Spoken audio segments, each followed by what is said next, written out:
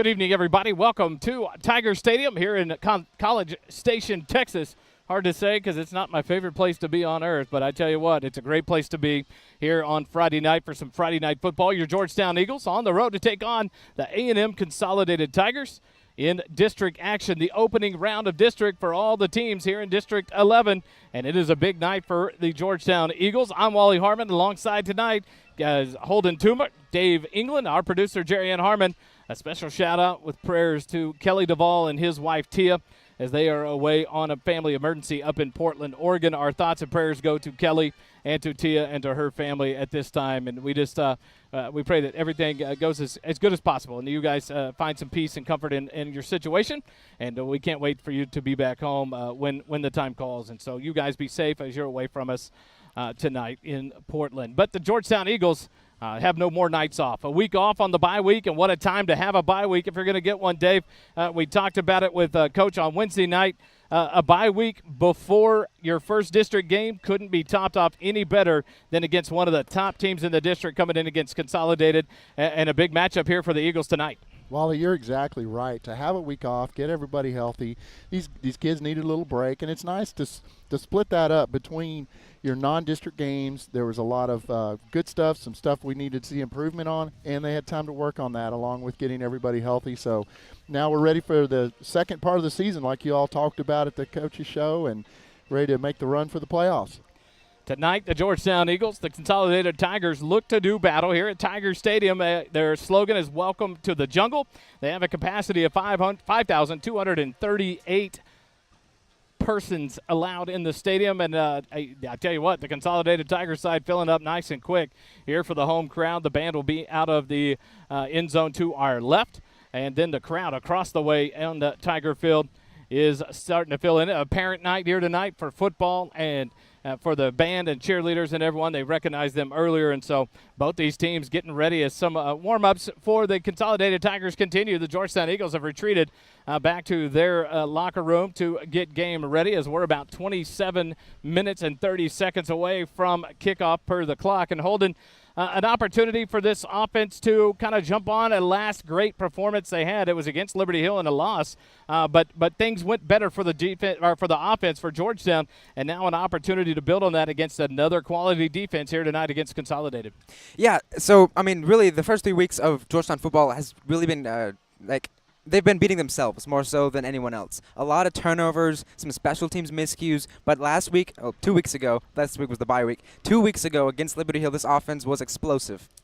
Andrew Petto had easily his best game. Noah Boris easily his best game. They really utilized Hollybeck in the passing game. He had 7 catches, 243, 3 touchdowns in that game. So they've got a lot to build on. They had the bye week to capitalize on their impressive performance, and I'm really excited to see what they're going to produce here for us. Another opportunity for this Eagle defense to show out. You have some great performances from this Eagle defense. They have done a great job through the first 3 games. They had situations, their backs put against the wall. Holden said it with the turnovers that this offense has been plagued with, and hopefully that is a thing of the past as we get into the most important part of the season now. That is district play for 5A D1, Region 3, District number 11. The district stacks out this way after non-district in 3 games. A&M Consolidated, Cedar Park, Hendrickson, and College Station all sit at 2-1. Georgetown, Leander, Glenn, and Eastview all sit at 1-2. Games going on this week. Georgetown on the road here against Consolidated. Cedar Park is on the road at Eastview. Hendrickson is hosting Glenn. College Station is at Leander tonight. And so a different look at this this district when you have all your 2-1 teams facing off against 1-2 teams. How do some teams fare? How does an Eastview respond after a tough loss to a good 4A Lampasas team against a tough Cedar Park team? Dave Campbell's has them favored as Cedar Park favored to win by 28. College Station favored at Leander by 42. Hendrickson and Glenn, a pick'em game, and Georgetown favored underdogs by 1 point on that. Another pick'em game really here in District, and that's you just never know what you're going to get here in District 11. It's a lot of unknowns. A new coach here for the Consolidated Tigers in Brandon Schmidt that comes in his first year out of I believe it was Prosper that he came in from, and so his system now being brought in. And how does this team react to that? It looks pretty good. Their only loss in non-district was to Lufkin last weekend, and so how do they answer now in a tough district run that they have to face? Holden, a thing that we look at is how does this defense continue to capitalize? They had 3 good outings. They get a week off. They get back a couple of big names, especially one at linebacker in Landry Leggett. Is there anything this defense seems to can do more other than maybe get some takeaways? Yeah, like you said, I mean, the key thing is they're getting Landry Leggett back. He is the leader. He's the alpha of this defense at the middle linebacker spot, and we've seen how effective this defense has been in all facets of the game, other than maybe the turnovers without him on the field. Now that he's back, I am fully expecting this defense to take another step into becoming probably maybe the best defense in this district. Dave, I don't think it's I can remember back to when at the fourth game of the season that the Georgetown Eagle turnover margin was against us, that we hadn't had more takeaways than we had giveaways. And this year, this defense yet to get a takeaway, yet to use that turnover trash can, and I think they're ready to try to make that a little bit of a change tonight. Yeah, Wally, I'm hearing rumors that they'd like to have 1, 2, or maybe even 3. You want to tell that story? We were able to go to the Dixie Chicken earlier for tailgate and visit with some of the parents, and it sounds like they're having a little friendly competition. I think this defense is fired up, and the coaching staff is ready to reward this defense with maybe a steak dinner, maybe some breakfast there on the morning, but an opportunity to get some recognition. Time to go make some plays. Time to go. You've done a good job of stopping the offenses that we faced. You've done a good job in the trenches. These players have stepped up. Names like Cole Mitchell filling in for Landry Leggett, Jake Decker in at the defensive line. Mason Goggins becoming a household name at linebacker. Garrett Lloyd becoming that safety. 21 tackles against Liberty Hill. And, of course, then you have the wholesale names that you're used to. The Landry Leggett, the Michael Valenta, the Leo Diaz, the O.C. Presley, the Jaheim Dowds. People making names for themselves. Now it's time to go to take that ball away, give it to your offense, and let them go to town on the consolidated defense. Noah Boris will be under the helm again. He comes back another week off and now to heal that ankle. He was having just a sprained ankle that he was facing there against Liberty Hill. Kind of ginger in the first part of the game. Nothing more than some pain. And I think these players talk about it. And you've got one of the best athletic training staffs here in the state of Texas with Chad Hennessy and Vanessa Rideau. But you've got Noah Boris coming in and a chance to heal up. Landry Leggett coming out of his surgery 3 weeks ago. 3 weeks to heal, and he's ready to go. Got a chance to talk to his mom, talk to Noah Boris's parents. People just raring to go, ready to get back at it, tired of hitting each other. But a good bye week and an opportunity for the Georgetown Eagles to make a stance and make a statement here in week number 1. Kelly Duvall had a chance to sit down with head coach Chuck Griffin earlier in the week, and we'll bring you that interview with Chuck Griffin right now.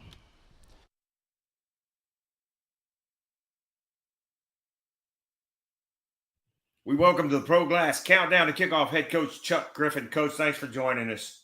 Hey, thanks, Kelly. Glad to be here. Coach's interview this week, like all weeks, is sponsored by our good friends at Melanie J. Financial. Hunter Creasy, former Eagle, is part of Melanie J. Financial. Personalized planning for your financial goals, and we appreciate their support. Coach, tough loss last week, 45-42 loss to Liberty Hill. Talk about your thoughts about that game and the aftermath of that loss. On the aftermath, they weren't very good thoughts. I was pretty upset at the end of the game, but when we went back and watched the game that night before I went home, went back and looked at it, I felt much better. It was probably our best football we had played. And, we came up short, but our kids played hard. They played well, made just a few too many mistakes. And biggest thing is for us right now is we're losing the turnover margin. We've got 7 turnovers we're giving up. We haven't got 1. We've given up 35 points off turnovers. We take care of those 35 points and we're 3-0, so that's something we got to do a better job of. We've been stressing that the last 2 weeks about taking care of the football and getting takeaways and just an understanding about the whole game is about the ball. So this has been a big point of emphasis for us this week. Since that loss against Liberty Hill, these kids going into that game, it's become somewhat of a rivalry game. What has their reaction been in the aftermath of that, and how has practice been? Yeah, practice has been good. Of course, they were disappointed. Anytime you lose a game, you're disappointed. I mean, we don't do this to lose. We do this to win, and our kids played hard, and that's what I had to stress to them. Like, man, you played hard. You played well.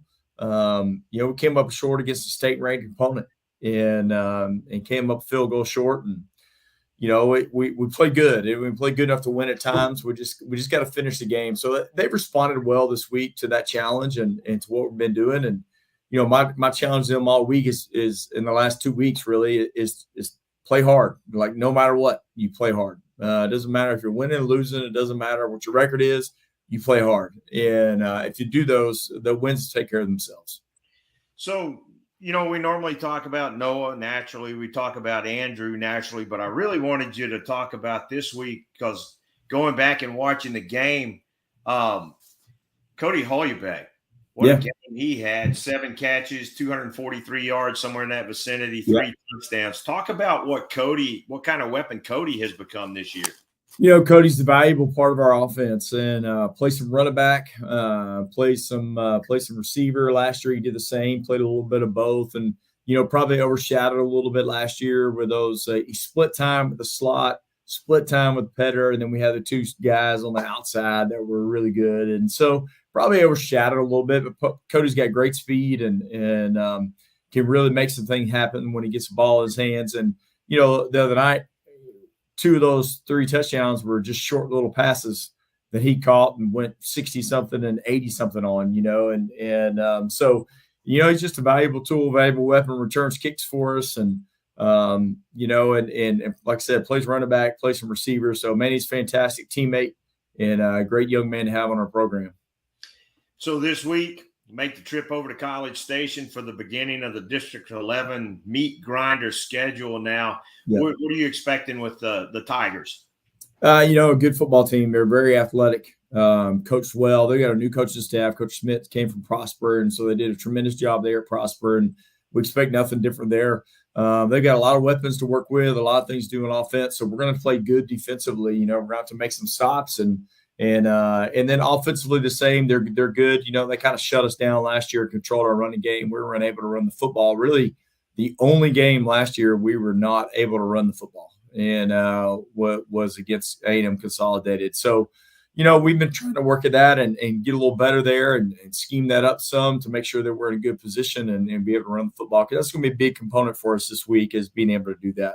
That was a big component for us last week. Having the success we did is we rushed the ball for 260-something yards last week, so that enabled us to throw the ball for 400 yards, So that's something we're going to have to do well again this week is be able to run the football and establish that, and then be able to get out there and complete a few passes as well. So how does with having to travel all the way to College Station, an hour and a half away from here, typically teams are a little more used to a lot shorter road trip. Yeah. How does that change how Friday's going to go for the team? We're blessed. We did really well on our fundraiser. So we got charter buses, which is big. Our coaches have to drive over there Thursday night, and for them to turn around, our coaching staff turn around and drive on Friday too is a big deal. So because it's a little over 2 hours in a bus, So we're going to drive charter, which would be good. And what I've tried to prep them for is just how to travel. I cut my teeth in West Texas, and this was a regular district win. Regular district, opponent we did on Thursday night and Friday night every week. So, trying to teach them how to travel a little bit and arrange some food and all this kind of stuff you got to do, but I think our kids will handle it. One of the things I told them, I said, look, we're driving 2 hours, but there's plenty of times where we drive Hayes and it takes us an hour and 45 minutes just to get to Hayes because of the time of day we're going. So it's really not that much different. It's further, but the time we're going to spend in the bus is not dramatically different.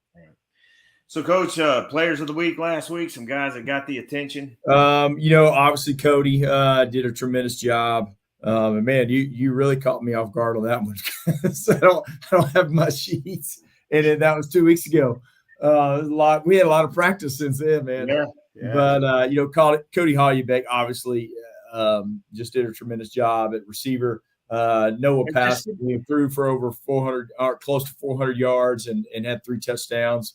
He was player of the game for us. Our GTDNA player was Petter, our Code Blue player of the week. He ended up with 3 rushing touchdowns. Also had 60 yards receiving, so he had a tremendous night. And so he did that. And then offensive line wise, it was I believe it was Jordan Errett, our center force. And then going back on the defensive side, Michael Valenta played exceptionally well, all over the place all night. Andrew Urban played well up front. Chance Kelly and Seth Warren played really good at linebacker. And then the back end, Alex Wilson did a tremendous job in the back end for us, as well as Garrett Lloyd. And I think Garrett ended up, I believe, with 21 tackles on the night. I think Mason Goggins had 17 tackles and was also our special teams player of the week. And then I believe Seth had, I think, 11 or 12, and Michael had 11 or 12. So we had some guys with a lot of numbers on the night last against Liberty Hill. Some really good football played against Liberty Hill, just came up a little bit short. Well, Coach, we're looking forward to the game, and appreciate your time as always. Thanks for joining us. You got it, man. Appreciate you. Thanks, Kelly. Folks, that's head coach Chuck Griffin. We will be back on the Pro Glass countdown to kickoff right after this. This season's interviews with Coach Chuck Griffin are brought to you by Melanie J. Financial. Melanie J. Financial is a highly experienced wealth advisory firm with over 2 decades of expertise. Our team of expert financial advisors is ready to serve you, and we offer the convenience of in-person consultations at your location. One of our financial advisors is 2016 Georgetown football alumnus Hunter Creasy. Go to MelanieJFinancial.com to book your free financial consultations. Back here live, College Station, Texas, for tonight's football game. Georgetown Eagles, A&M Consolidated Tigers. The band for the Consolidated Tigers going through their pregame performance. Maybe the halftime doing it early tonight here on senior night. Not unsure what all is going on. They didn't announce anything, but the band performing there in your view as we get set up for introductions. The athletic, or let's go with the superintendent. All information for A&M Consolidated, superintendent for College Station ISD, Dr. Tim Harkrider, the high school principal at Consolidated High, Gwen Elder. The athletic director for College Station ISD is Kevin Starnes, and the athletic coordinator for Consolidated High School is head coach Brandon Schmidt. Director of band Steve Fry, cheer director Jody Schlather, and the Bingo Bells director Elizabeth Eccles. They are known as the sweethearts of College Station. The head coach for the Consolidated Tigers, Brandon Schmidt, his first season. Offensive coordinator Gabriel Rodriguez. Defensive coordinator is Bill Robertson. Assistant coaches BJ Burton, Luke Calvert, Chris Collins, Bart Harris, Grant Euchre, Jimmy Gilbert, David Hall, Aaron Edwards, Ray Kavanaugh, Don Miller, Anthony Moltz, Lee Solstice, Michael Taylor, Ellie Dinkmeyer, and Dion Tolliver. Athletic trainers that's the athletic trainers, Ellie Dinkmeyer and Dion Tolliver. Your administration for Georgetown ISD as the Eagles come out from their locker room in the beautiful blue pants, white jerseys, blue helmets tonight with G-Town and script lettering on the sides. The superintendent is Dr. Devin Padaville. High school principal at Georgetown is Mr. Brian Johnson. Athletic director Jason Dean. Head coach, athletic coordinator Chuck Griffin. For your Georgetown Eagles, offensive coordinator is Ricky Beatty. Defensive coordinator is Tim Nicky. The assistant coaches for Georgetown, Gerald Flores, Nick Zajaczek, James Key, Kyle Gandy, Colin Truelove, Frank Inzuris, David Durrell, Brad Bresnahan, Travis Kinchlow, and Preston Taylors. Chad Hennessy, Vanessa Rideau, your athletic trainers, student trainers, Piper Elliott, Elizabeth LaFleur, Lexi Marsh, Peyton Pitkelty, Lee Warner, Zachary Benton, Aaliyah Diaz, Natalia Zapata, Betsy Ledesma Mendoza, Juliana Early, and Kaylee Gonzalez, and Harley Jones. The band director, Justin Smith. Cheer director is Aaron Monroe, and the Georgettes director is Nikki Prosser. The starting lineups for your Georgetown Eagles come to you now.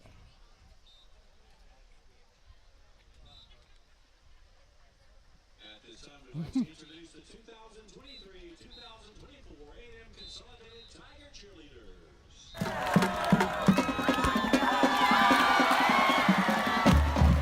Here's tonight's starting lineup for your Georgetown Eagles. We begin with the offense. At right tackle is number 54, Max Gates. He's a junior. At right guard is number 75, Brant Hardgrove. He's a junior. The center is number 76, Jordan Arrett. He's a senior. At left guard, Ian Sanders, number 72, a senior. And at left tackle is sophomore Sam Lopez, number 78. At tight end and H-back is number 8, Jacob Weisheimer. Jacob is a senior. Number 2, Devin Sedgwick, junior wide receiver, is on one side, and on the other side is number 18, Ivan Espinoza. He's a senior. In the slot is number 26, Cody Hoybeck. Cody is a senior.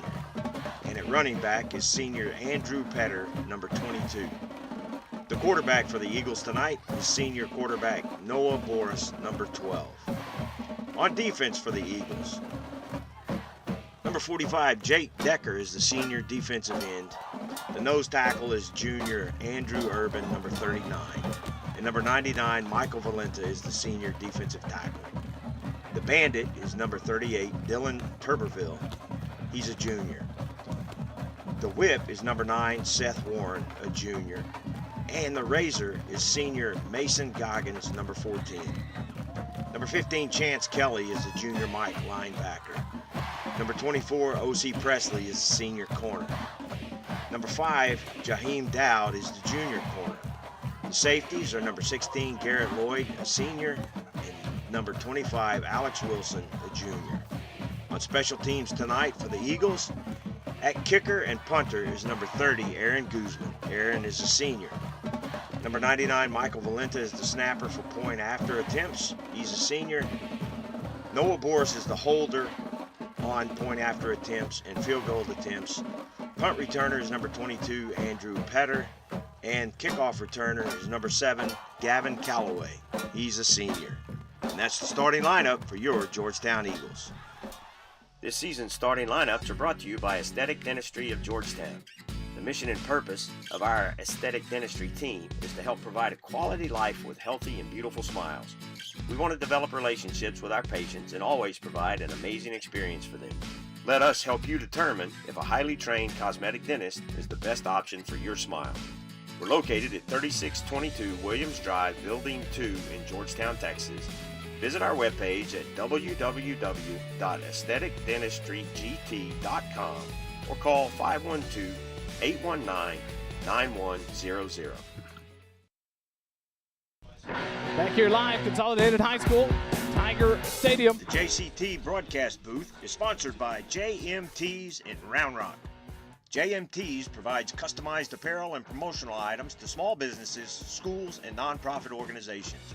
Our services include screen printing, embroidery, and promotional items. Our game-changing direct-to-film printing allows JMT's to print full-color graphics on your garments. JMT's has the experience and confidence to take on any order. Visit our website at jmts.com or call us at 512-388-5555.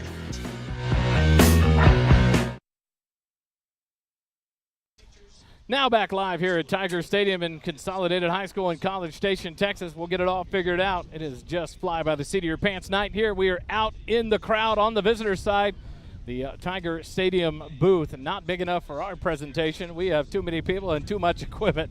And so we're over in the stand, so hopefully nothing blows over or we don't get blown away here as we are joining the crowd tonight. The Georgetown Eagles finishing up their warm-ups here on the near sideline in the all blue pants, blue shoes and socks, white jerseys with blue numbers, and blue helmets with the silver stripe down the middle. G-Town in script lettering on both sides of the helmet. Beautiful look here tonight. The Consolidated Tigers in the white pants, maroon jerseys, dark numbers outlined in white with the white helmets with ACM on the side. So bear with us as we try to bring you players on College Station as they go to make tackles. A dark-on-dark uniform is very difficult from up in the stand, so we will do our best and keep our binoculars at hand to try to get good numbers for you and bring those players information. But the crew for A&M Consolidated, Dave, having to hang on to the Tigers. It almost blew over there. A good wind coming from the left to the right here through the stadium as the stands fill in on both sides for the Georgetown Eagles and the Consolidated Tigers.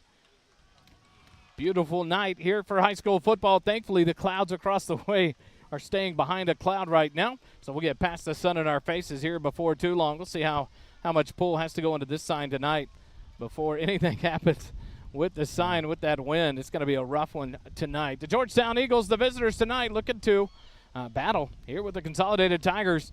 The win for whoever gets the win here has a leg up in the standings. Dave Campbell's at the beginning of the year. Dave talked about Consolidated, College Station, Georgetown, and Cedar Park, the four favorite teams in no particular order there to go forward into the playoffs. And this is one of those battles off early in district play to see which team steps up and puts themselves ahead of the curve for district play in this District 11. We're getting quite a wind right now. It's been tough for the cheerleaders to try to get up the sign for the Eagles to run through. Battle going on there. Back here, out in the visitor stands, the JCT Memorial Broadcast booth, brought to you by JMTs. The Georgetown Eagles inside their inflatable, ready to go. And hopefully the sign lasts as the Eagles will break through now, and here come your Georgetown Eagles. They'll take the field and bring the sign with them. Here on the near side, they'll head all the way down to the south end zone. And now the Consolidated Tigers get ready, and now the Eagle flags come running down the near sideline.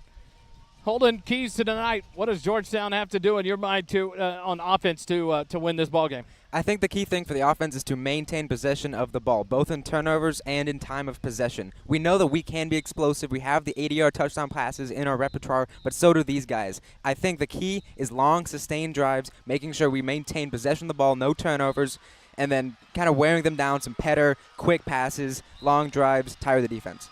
Dave, your thoughts, keys to the game for Georgetown to come out with a win? I agree. You know, the turnover battle is key. I think you look back the last two games, if turnovers had been different, we'd be sitting different right now. So they clean that up, shore that up. Our defense is solid as ever, and it's going to be nice with our defense this week with everybody back, everybody's healthy. So it's going to be tough for A&M Consolidated dealing with our defense. So I'm looking forward to a great first district matchup.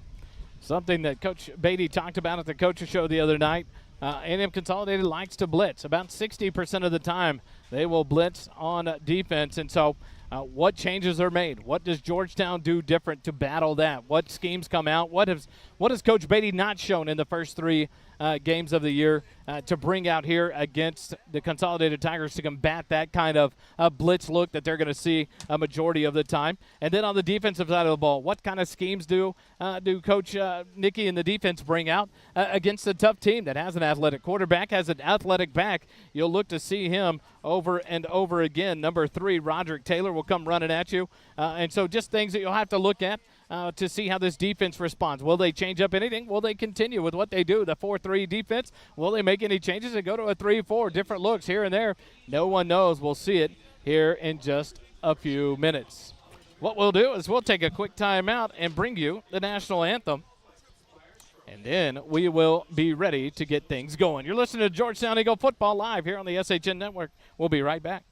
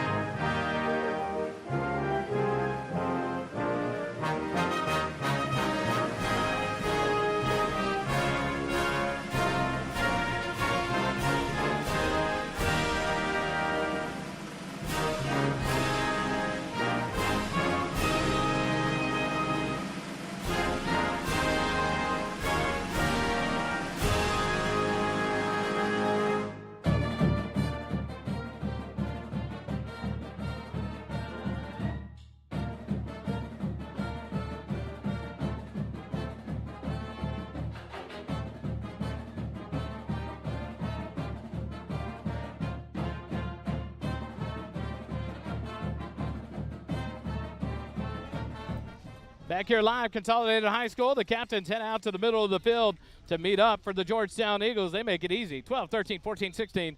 Noah Boris, Landry Leggett, Mason Goggins, and Garrett Lloyd. For the Consolidated Tigers, Roderick Taylor, Will Jones, Miles Carter, and Jake Creel. They meet at midfield as the coin toss being completed there for the start of tonight's ball game. We'll see the head referee as he talks to the teams there. No mic down on the field for the ref tonight since we're across the way. We'll try to bring what they do here as the Eagles will turn to their right. The Georgetown has won the toss, and they have elected to receive the ball to start things off here in the ball game. So Georgetown offense will be on display first to take on the Consolidated Tigers, something we know that Coach Griffin likes. He likes to get the ball and try to go down and score first.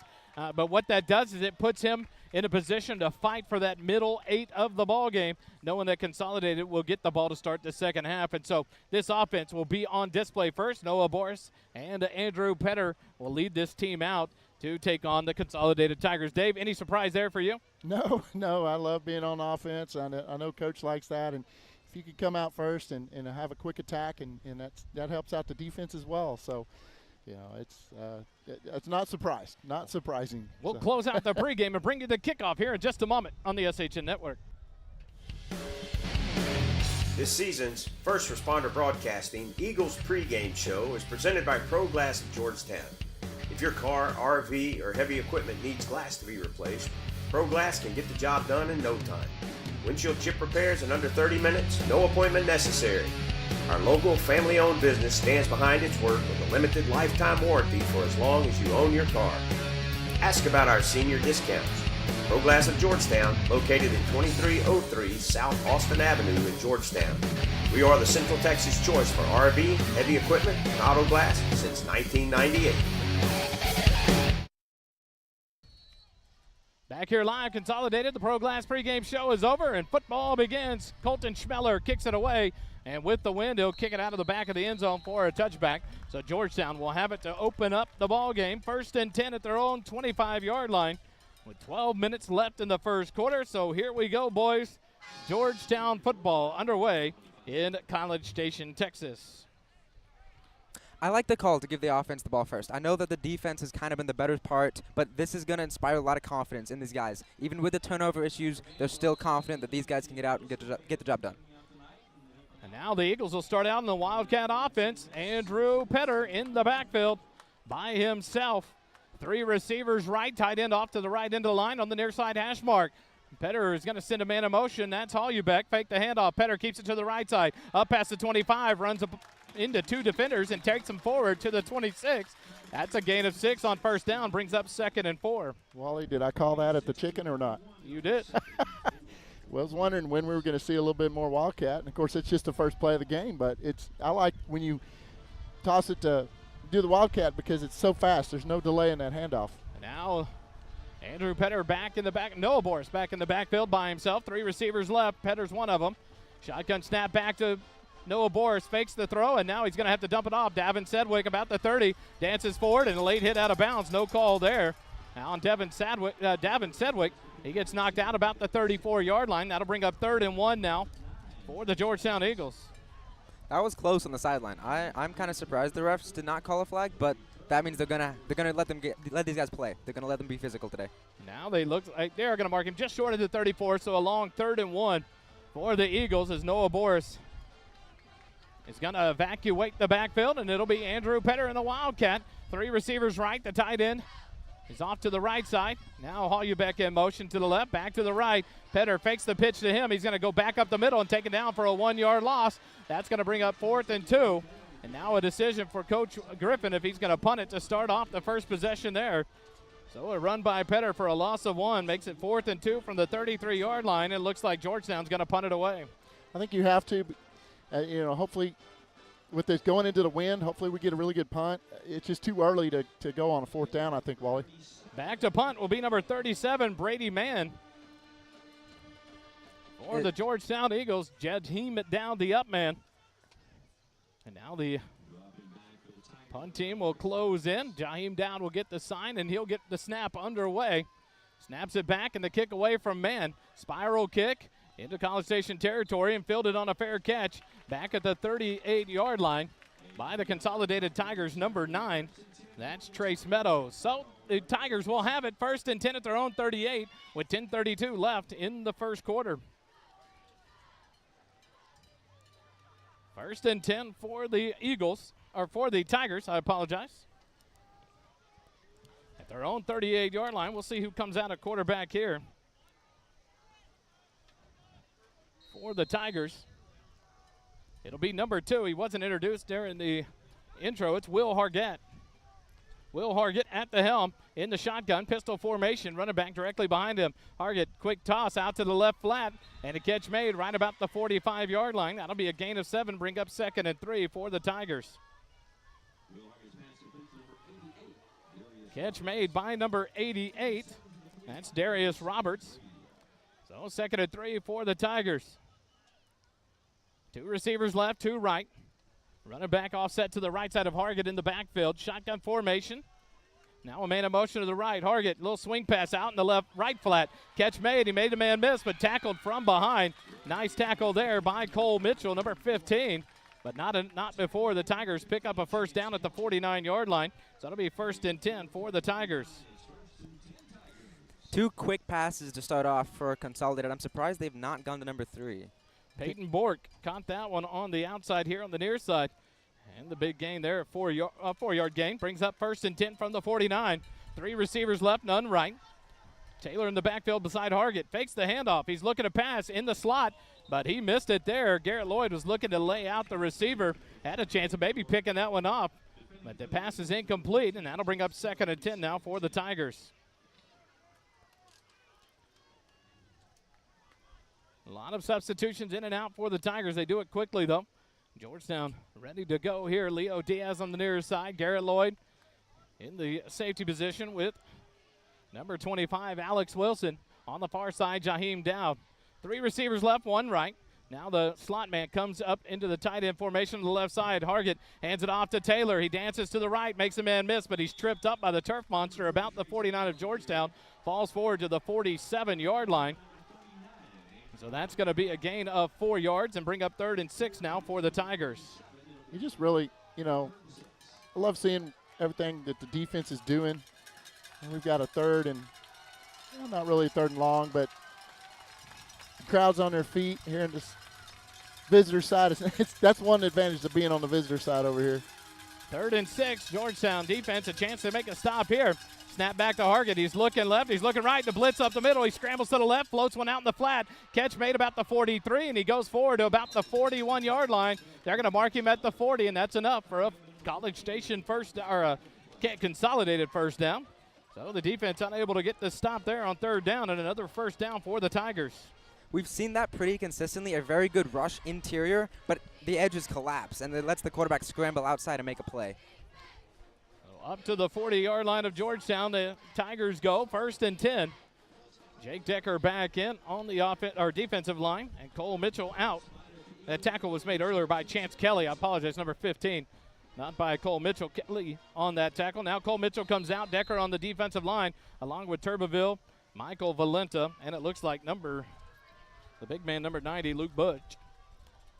Hargett in the shotgun formation, has 2 receivers right. Taylor directly behind him. Now the tight end in motion to the right side. Hargett gets the shotgun snap back, hands it to Taylor. He dances right side, past the 40, and falls forward, and he's stacked up and pushed back there. They're going to stop him about the 37-yard line. A gain of 3 brings up 2nd and 7 for the Tigers. So a nice run there by Taylor. Good stop by Jake Decker and a host of Eagle defenders.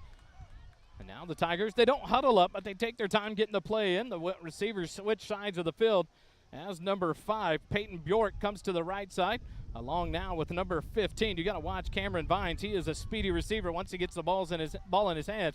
Now he's going to motion left, hand it off to him on a wide receiver sweep, and he's hitting the backfield to take it down. What a tackle. There he is, Bobby Boucher. Seth Warren with the tackle, a loss of 3, and that'll make it 3rd and 10 for the Tigers, make it 3rd and 9. They're going to give him forward momentum to the 39-yard line. So just a loss of 2, and it makes it 3rd and 9 now for the Tigers. We saw them blitz last play right up the middle, and I would not be surprised if they go back to it. It worked. They've just got to keep the edges. That was nice seeing Seth Warren blast up through the middle right there, not even touched. And did a good job of grabbing on and not letting go as he tried to slip that tackle around his feet. Good job by Warren. Snap back to Hargett. He's going to look right. He's going to scramble out, being chased by Tuberville from behind. He's on the run near the near side. He's going to throw it on the run. He has a man on the sideline, and the catch. They're going to call it a good catch, and that's going to be enough for a first down. Somebody didn't stay with their man, and the catch made by Bjork again. So another first down. So an opportunity for this defense to get off the field twice now on third down, and they can't do it. Another first down for the Tigers up to the 26-yard line of Georgetown. And that's what mobile quarterbacks do. They put so much pressure on the defense with their ability to escape.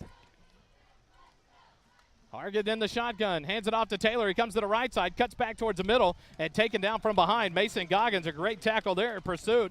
A gain forward to the 25-yard line. A gain of 1 makes it 2nd and 9 now for the Tigers.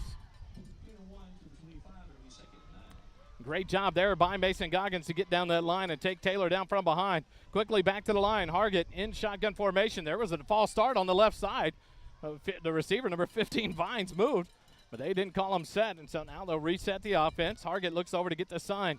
3 receivers left, none right for the Tigers. On the near side hash mark, Taylor directly behind Hargett. Hargett snap back. He drops back, and he's going to throw it up towards the end zone, but well overthrown, not counting for the win there as it sailed out to the back of the end zone, incomplete, and that brings up another 3rd and 9 for the Tigers.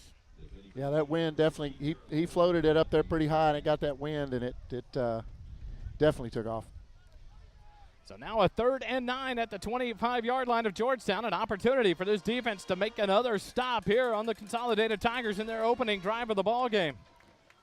The receiver, Darius Roberts, comes near side. Bjork and Vines on the left side for the Tigers. Taylor in the backfield with Hargett in the pistol formation, near side hash mark, right at the 25 of Georgetown. Hargett gets ready, stands at the 30, snap back. Hargett on the pressure. Now he's going to scramble to the left. 30, fakes a throw, and now he's going to be bottled up and taken down for a yard loss. Great job there by the Eagle defense, and that'll bring up 4th and 10 now for the Tigers. And you got to expect a field goal here out of Coach Schmidt. Wally does none other than Landry Leggett that was patient and waited for him, almost like he was spying him. A great job by Leggett, and now the Consolidated Tigers will try the field goal. Schmeller will attempt the field goal. The ball will be spotted at about the 33-yard line on the far side hash mark, so it'll be a 43-yard field goal attempt. Number 6 will hold for the Tigers. Tyler Poling. The kick is up, and it's wide right. No good. And the Eagle defense comes out unscathed on the first series by the Consolidated Tigers. And you got to like it, Dave. A couple of 3rd downs given up, but a big 3rd down stop by Leggett and this Eagle defense. The field goal no good, and now the Eagles back in business on the offensive side. Right, Wally. Everybody was involved. Seth Warren, Leggett. You've got everybody healthy again. The old, I've said it before because we've heard it before. Bend, don't break, out of this defense. So all the way down to the 25 of Georgetown. They took almost 5 minutes off the clock, and now Georgetown will get it with 5:40 left here in the first quarter. 1st and 10 at their own 26-yard line. Georgetown will have the ball. 1st and 10. Noah Boris in the backfield. 2 receivers right, 2 left. From the far side hash mark. Boris an empty backfield. 3 receivers left now, and now some motion up front as number 14 busts through the line. That's Miles Carter. Brant Hargrove gave a touch and let him go, and that'll be a false start on the defense. So that 5-yard penalty will make it 1st and 5 now from the 31 for Georgetown.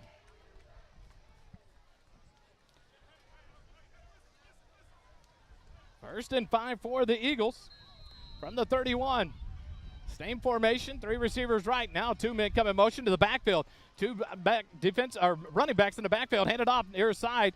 Hollybeck comes to the near side. It's only going to be a gain of about 1 yard to the 27. So Hollybeck a gain of 1, and that'll make it 2nd and 4 now for the Eagles at the 32-yard line. A double formation change there as Petter and Hollybeck both came out of the slot on the left and right, went back to the backfield on both sides of Boris. And Hollybeck got the carry for 1 yard gain, and now it's 2 receivers left, 2 right. Petter in the left slot, empty backfield. Boris, quick pass out made by Gavin Calloway, and he breaks free of a tackle up past the 35 to the 40. Great job to hold on to the ball, get away from a tackle, and that'll be a borrow from Morrow 1st down. Good job by Gavin Calloway. First down, Georgetown. Well, we were so fortunate. You saw there that was all it flown into double coverage, and we're very fortunate that didn't get intercepted and taken for 6. Great job of concentration by Callaway to pull it away from the defender and then break the tackle and get the first down. I mean, it was a great pass, too. It was just hard coverage. One receiver tight right, one receiver left, 2 tight ends. Petter to the right of Boris, near side hash mark. Boris in the shotgun. Snap will come back with 4:35 left in the quarter. Quick pass, but it's batted down. Boris catches it. He runs with it 40, and he slides about the 43-yard line. So turn nothing into something. A gain of 3 off of the completed pass. Boris 12-12 on the pass. He'll get credit for the reception as well. And that'll bring up 2nd and 7 from the 43. What a heads-up play by Boris there. Holden, you ready for that one to put in your stat book? Yeah, I don't know. I don't know how that's going to come out later. 2nd and 7 from the 43 for Georgetown. Boris has 3 receivers right, 1 left. Petter to the left of him in the backfield, near side hash mark. Changes the signal at the line. Now Boris waits for the snap. Shotgun snap back. He looks right, and then he's going to have to flush right up the middle, wide open, up past the 50, and he'll slide down into Tiger territory. Another borrow from Morrow, first down. Good signal, good call there by Boris Dave. He tucked it and ran. The defense opened up the middle wide open, and a first down. And that's what you get from a second-year starter. What a headsy, smart play. I love that he's sliding, too. He kind of was hesitant to slide the past couple weeks last year. This is a good improvement. So now 1st and 10 for Georgetown in a consolidated territory at the 48-yard line. 1 receiver left, 1 right. Petter to the left of Boris. Shotgun snap back. Fake the handoff. Nope, give it to Petter. Right side, and he gets forward. Breaks 1 tackle and gets forward for about a yard. That's going to be up to the 47-yard line. I like that they're trying to keep it balanced. A little bit of pass, a little bit of run. You know, you're keeping A&M Consolidated on their heels. You don't know what they're going to throw at you. 2nd and 9 from the 47 of Consolidated. And now 1 receiver left, 1 right. Xavier Warren, the lone receiver left. Davin Sedgwick, the receiver right. Petter directly behind Boris in the shotgun formation. 2:55 left here in the first quarter. Snap back to Boris, handed off. Petter dances to the right. He's hit immediately, and he'll be stacked up and driven backwards. A loss of 1 will make it 3rd and 10 for the Eagles. Not much room to run up the middle there for the Eagles. And so that run goes nowhere, back for a loss of 1. And now Georgetown a long 3rd and 10. Consolidated is really stacking the box right now and forcing us to throw to get our yards, which we have. We've gotten to this point, but 2 straight runs, not much there. Not going to let Andrew Petter beat them early here in the ballgame. It looks like they are focused on that run. So you might look for a lot of one-on-one matchups for the wide receivers. Boris an empty backfield. 4 receivers to the right side. A man jumped on the defensive side. Free play here. Throw it up. You have a man on the outside. It's intercepted about the 25 and pushed out of bounds, but all for not there. Cheer all you want, but it's coming back. It'll be 3rd and 5 for Georgetown. Great job by the center, Jordan Arrett, to snap that as soon as the defensive man broke the plane of the ball. And so Georgetown, what a job by Boris, though, Dave. You got to give him credit. Yeah. He knew he had an offside situation. He throws it up right into that wind, though, just underthrown. So it'll bring up 3rd and 5 for Georgetown. I think he lost his footing on the throw. He seemed like he slipped kind of, and that's what underthrew him because he had Xavier Warren for a touchdown otherwise. He got excited. Yeah, he saw it. He saw the deep one. So an offsides on the Consolidated Tigers, their 2nd penalty of the drive. Makes it a manageable 3rd and 5 here from the 38 for Georgetown. 2 receivers right, 1 left. Ivan Espinosa, the lone receiver left. 3 receivers now right. Petter off to the left of Boris in the shotgun formation. Boris ready. 2:08 left in the quarter. Boris, quick pass out. Espinosa can't handle it. It was back behind him on the right side. And off his right hand, incomplete, and that'll bring up 4th and 5 now for the Eagles. I think at this point in the field, of course, I'm no Nostradamus when it comes to punting, but a pooch kick or just try and pin them deep right now. The Eagles keep the offense on the field right now. You have Petter in the backfield with Boris. 3 receivers right. Noah Boris will get it near side hash mark. Now Petter off to his right side. 2:05 left, first quarter, 0-0 your score. Snap back to Boris. He's going to roll right. He's looking to throw. He's going to have to get rid of it, and does. And it's underthrown. Incomplete pass off the hands of Hollenbeck, and so that'll be a turnover on downs at the 38-yard line. So Consolidated will take back over with 1:57 left here in the first quarter. So, Wally, logistically, what's nice about us winning the coin toss is we will have the wind at our back the second and the fourth quarter, and best part about it is we'll be away from their band. We'll be going to the right. The band is to our left, and we'll end up at the other end of the field unless the band moves. But so that's pretty smart to play it that way on the field, I think.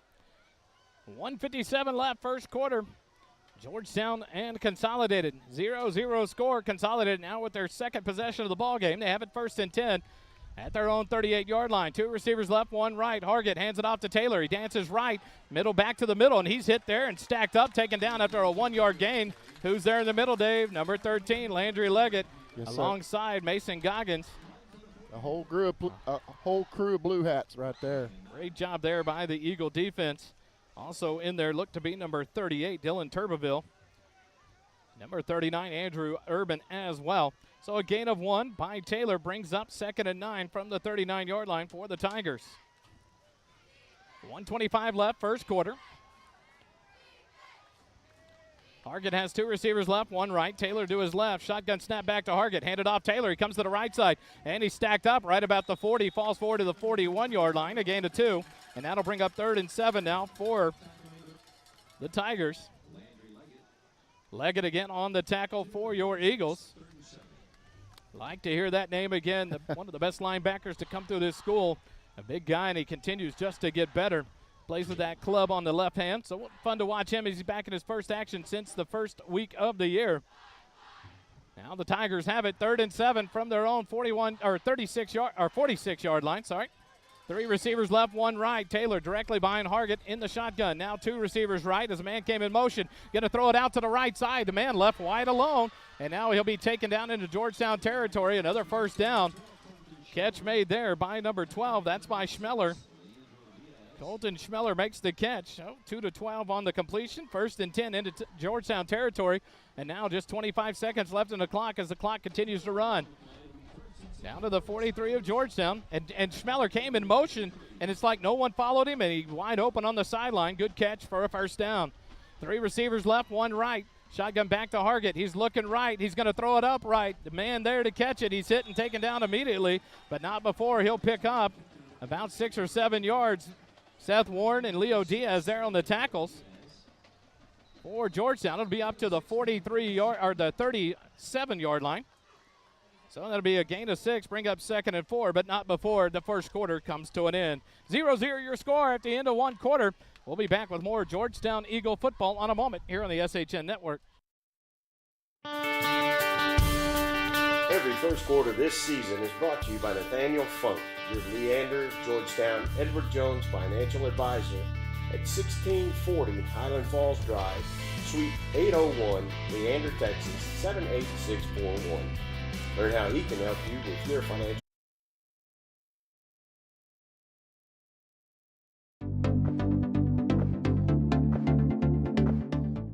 Our first down sponsor this season is Borrow from Morrow.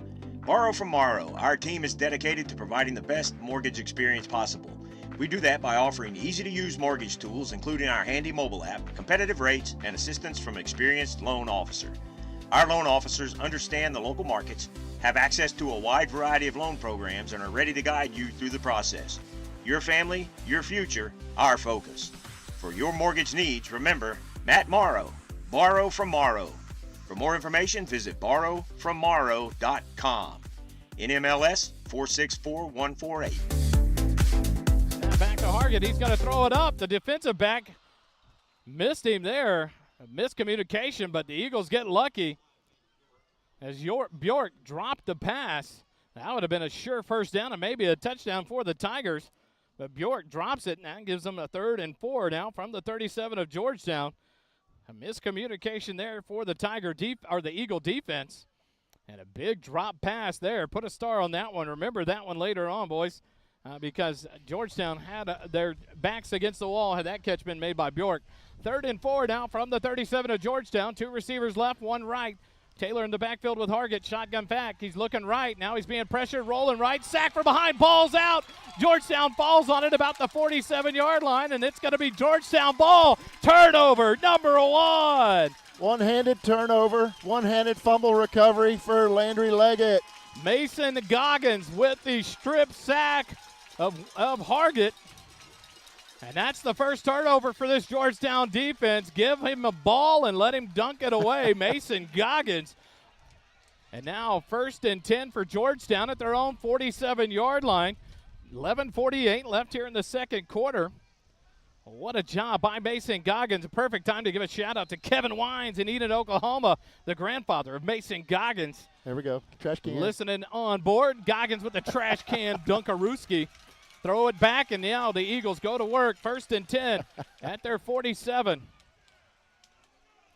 Boris in the backfield. 3 receivers right, none left. Now Hollybeck in motion. Fake the handoff. Going to dump it out in the left flat. Davin Sedgwick makes the catch into Tiger territory. That'll be enough for a borrow from Morrow. First down all the way down to the 37-yard line of Consolidated.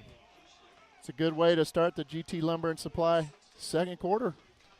12-2 on the completion, and Georgetown has it in Consolidated territory. 1st and 10 from the 37-yard line. 11:40 left in the second quarter. After Sedgwick was taken out of bounds there. 3 bunch receivers on the end of the left side of the line. 1 receiver right. Boris gets a snap back, hands it to Petter. He makes a man miss in the backfield. Stiff arm, another man miss. Keeps his balance up past the 35, out of bounds, but a flag thrown there. It looks like it may be in the area of offensive holding. So we'll see what gets called here. Otherwise, it's a gain of about 3 or 2. Yep. It's going to be holding on the Georgetown Eagles. So that hold will back it up. It'll make it 2nd and 10 now from the Georgetown 47, or the Consolidated 47. You really feel like you've got to take advantage of this possession, being a wind at your back. You really need to come away with points. 1st and 20 for the Eagles. I said 2nd and 10. 1st and 20. Boris has 3 receivers right, Petter to his left. Handed off to Petter. He's going to come to the right side. He's going to have to cut it back, and he'll get forward to the 45-yard line, just a gain of 2 yards. And that'll bring up 2nd and 18 now for the Eagles. Up at the Tiger 45. 11:05 left here in the second quarter. But you're right, Dave, and they've got to do it. You would love to see him count points on a turnover. You get your first turnover, you've got to capitalize on that and take advantage of the freebie brought to you by the strip sack from Mason Goggins in the recovery by Landry Leggett. 3 receivers left, 2 right for the Eagles. 2nd and 18 from their own 45, or from the Tiger 45. Boris alone in the backfield, near side hash mark. Boris got the clap of the hands. He'll get the snap back. He's looking left. He's being pressured. Now throws it towards the middle. Overshoots Petter and undershoots Xavier Warren, kind of in no man's land. The incomplete pass brings up 3rd and 18 now for the Georgetown Eagles. I was about to say the Dripping Springs Tigers, Consolidated Tigers. 3rd and 18 for the Eagles at the 45 of Consolidated. Wind to your back.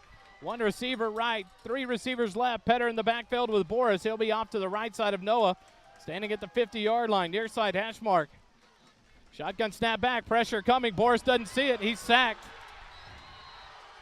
Bjork seems to be playing all over. Nope, number 9. That wasn't number 5. Trace Meadows with the sack all the way back to the 46-yard line of Georgetown. Thankfully, Noah was able to hold on to that one, and now Georgetown's going to have to punt it away. So, Wally, that's some of those blitz packages that people have been talking about, at the coach's show and today at the tailgate. We were expecting to see some different blitzes. They blitz 1, 3, 2 people. It just depends, So a missed assignment there. You got to think off the left end of the line, and Meadows with the sack now. Mann back to punt again. Brady Mann stands at his own 33. Snap back. Mann gets it, and he'll get the boot away. A nice punt. And Bjork will back up and take it about the 14-yard line, dances up to about the 20, and then he'll be stacked up and taken down at the 20-yard line there by 8 of the 11 Eagle players. So the Tigers will come out with no damage done after their fumble. They'll get the ball back and have it 1st and 10 at their own 21-yard line. 9:34 left in the second quarter. It'll be at the 20-yard line. They back it up there where Bork was taken down. And so the Eagle defense back on the field for the 3rd time in the ball game. 1st and 10 from their own 20-yard line. Hargett back at the helm for the Tigers. 0-0 score here in the second quarter between the Consolidated Tigers and your Georgetown Eagles. They'll bring two receivers left. Taylor off to the left side of Hargett in the backfield. One receiver right, near side hash mark. Hargett will get the snap back, fake the handoff, swing pass out to the left flat, caught, taken out of bounds about the 22-yard line by number 4. That's Ellis Myers on the catch. A gain of 2 brings up 2nd and 8 now for the Tigers. Good job on number 5 to shed his tackle, or shed his block and make that tackle. Good job there. That's Jaheim Dowd on the coverage.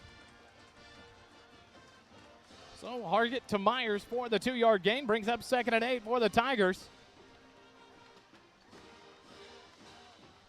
Hargett has three receivers right now. One receiver left, Taylor in the backfield, directly behind Hargett. Turn around, hand it off to Taylor. He comes left side, hit it to 20, and then he's going to be stacked up there. Good job. He'll fall back forward to about the 21. Maybe they'll give him the line of scrimmage to the 22. And that'll be no gain, and that'll bring up 3rd and 8 now for the Tigers. If they want to get anything out of this turnover, they've got to get a stop here, force them to punt, and then maybe win the field position battle. Yeah. Exactly, and you got to think, Holden, they're going to be punting into the wind as well. So you want to try to force this offense to punt back here in their own end of the field for the Tigers. 3 receivers right, 1 left. Taylor directly behind Hargett in the shotgun formation. On the near side hash mark, snap back to Hargett. He's looking right. He's going to be pressured and sacked. Another sack. Seth Warren in on that one as well, along with number 38. That's Turbeville. I love it. Sack drops the Tigers all the way back to the 13-yard line. That's a big loss there, and that'll bring up the punt team now. Holden, you talked about it. Now a top opportunity here for this team to get a good field position out of this as the Gavin Calloway stands at the 45 of Consolidated.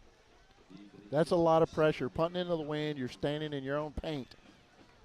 This will also be number 12. That's Colton Schmeller. He'll do the punting duties. So right now the Eagles have it. 4th and 17. Just make sure there's no fake called here. Big sack there for the Eagles. And now some miscommunication. The Consolidated's going to take the timeout. Coach Schmidt comes out. He'll take the timeout, and we'll take it with him. 7:32 left here in the second quarter. 0-0 your score. Consolidated. 4th and 17 from their own 13. We'll be right back with more Eagle football on SHN. The second quarter is brought to you by... Struggling with addiction or know someone who is? There's light at the end of the tunnel, and it shines bright at the Oak Ridge Disciple House. As a 501c3 Christian ministry, they are dedicated to helping men aged 18 and older rebuild their lives free from the chains of drug and alcohol addiction. Be reminded, there's always hope, always a new beginning. Discover your fresh start with the Oak Ridge Disciple House. Proud supporters of Georgetown Eagle football, because just like the Eagles, the fight at Oak Ridge never dies. Find out more at Oak Ridge Disciple House. The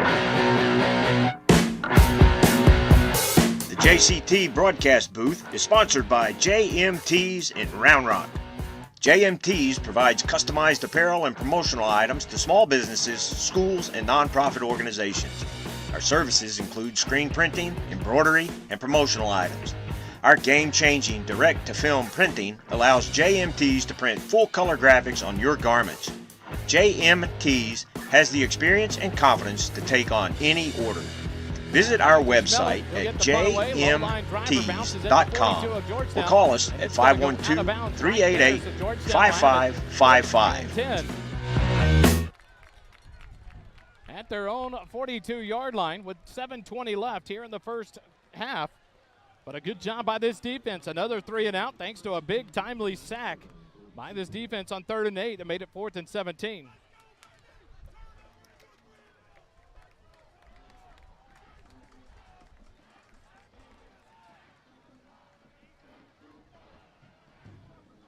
Exactly right. 1st and 10 at the 42. 2 receivers left, 2 right. Petter to the right of Boris. Far side hash mark. Shotgun formation. Snap back to Boris. Hand up. Nope, fakes it. Dumps it out to Hollyback right flat. But he is unable to hold on to it. It's incomplete. He would have been hit right at the line of scrimmage when he caught it by number 27. Good defense there by Aiden Berryman. But the incompletion brings up 2nd and 10 now at the 42. So this offense still yet to get clicking. A lot of different looks coming out of the Consolidated Tigers. So this offense has got to kind of hone in on that. You like to see it. The fact that the defense has done a good job of keeping them clean. 3 receivers right, 1 left. Boris looking left. Screen to Espinoza. He puts it on the ground, but they're going to call it an incomplete pass. One of the linemen out there got a hold of the ball. but an incomplete pass there as Espinoza unable to make a football move.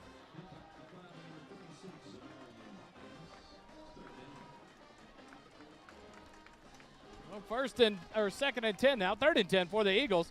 The incompletion by the Eagles on that Espinoza drop. The Eagles have it third and 10 at their own 42-yard line.